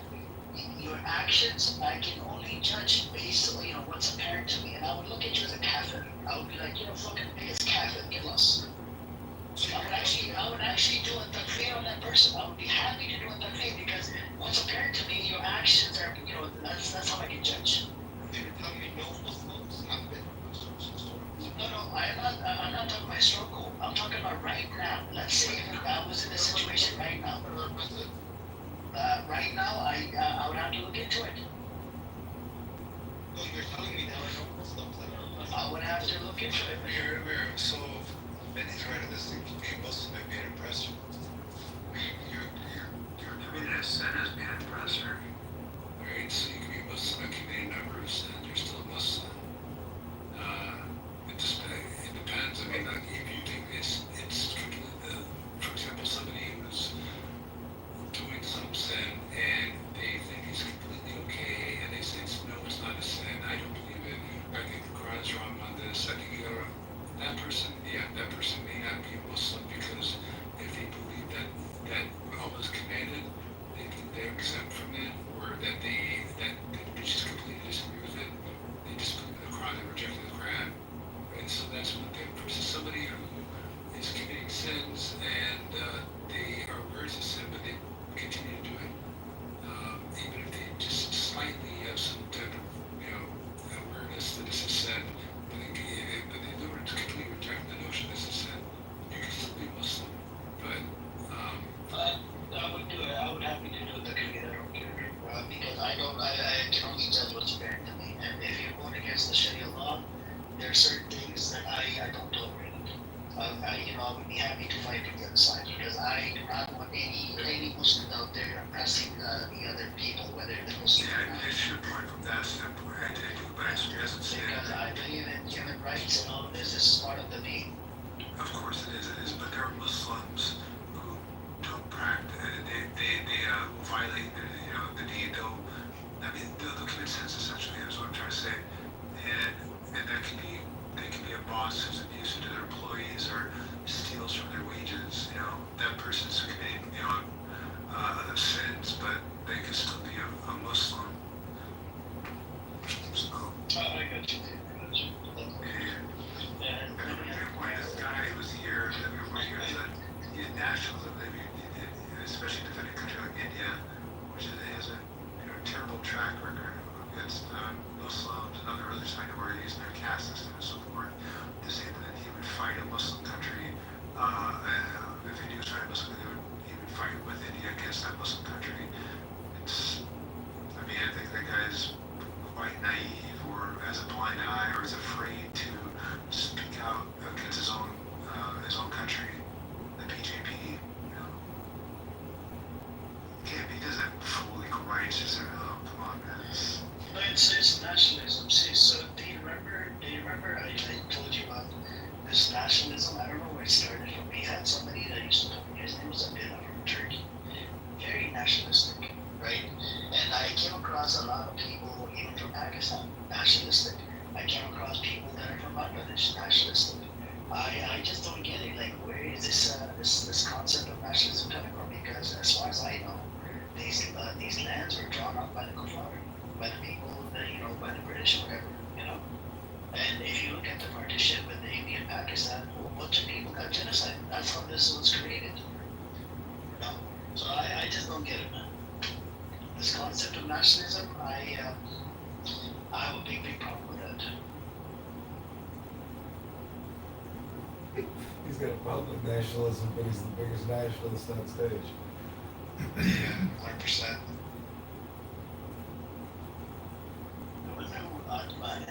Do you want to say something, Crystal? Do you guys want to say something?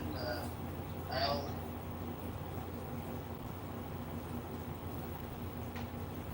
No. I think Shane was sleeping. And by the way, did you, did you see that clip, I think, about, they weren't allowed to record anything from up above when they were dropping the 8?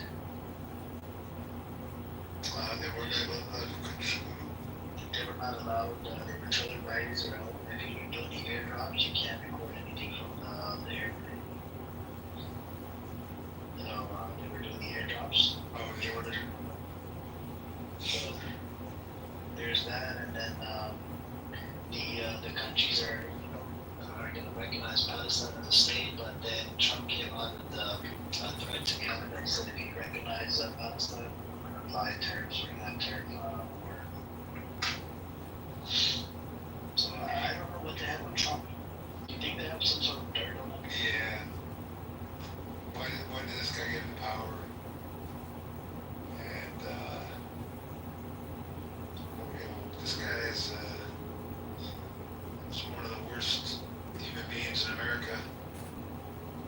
I mean, look, many of us know at least 5 people who have better, who are more intelligent, have better character than this man. You know, social circles, our own families, perhaps a professor of ours. We know people who would be better, capable of being a president than Trump. Right? I think we should be out, be able to make tough decisions, and then to be maybe have to strong arm, other countries at times.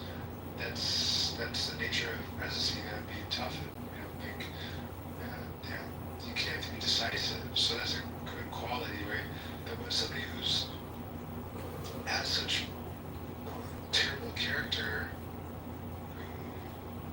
who is hypocritical, who says one thing then does another, who's bigoted, who's supporting a genocide. Come on, man. This guy's, I don't respect him. I mean, it's sad. So they think that they're definitely Zionists who wanted him in power. His son-in-law and all his, cronies associated with him, Jared Kushner. They're talking. They're playing. This is the family. I mean, they got Jared Kushner who has a beachfront properties, doesn't show remorse. What's happening there? Yeah, man. Listed all the qualifications needed to be a president. Yeah. Well, yeah, that's pretty much the way it is now, right? It's just, it's sad, man. It's sad. It's it is sad. We each know, all those, probably this room, 3, 4, 5 people who would be better presidents by far than Trump. Biden was senile dementia, doesn't know what country he's in, doesn't know the capitals, forgets things. These old men, right, with difficulty walking, can't pull up their pants right. Come on, this is just, it's ridiculous. It's ridiculous. This is not the best the country has to offer. Not Trump, not Biden, not Kamala. But yeah, there's probably some dirt on it. Do you think if Kamala would have been elected,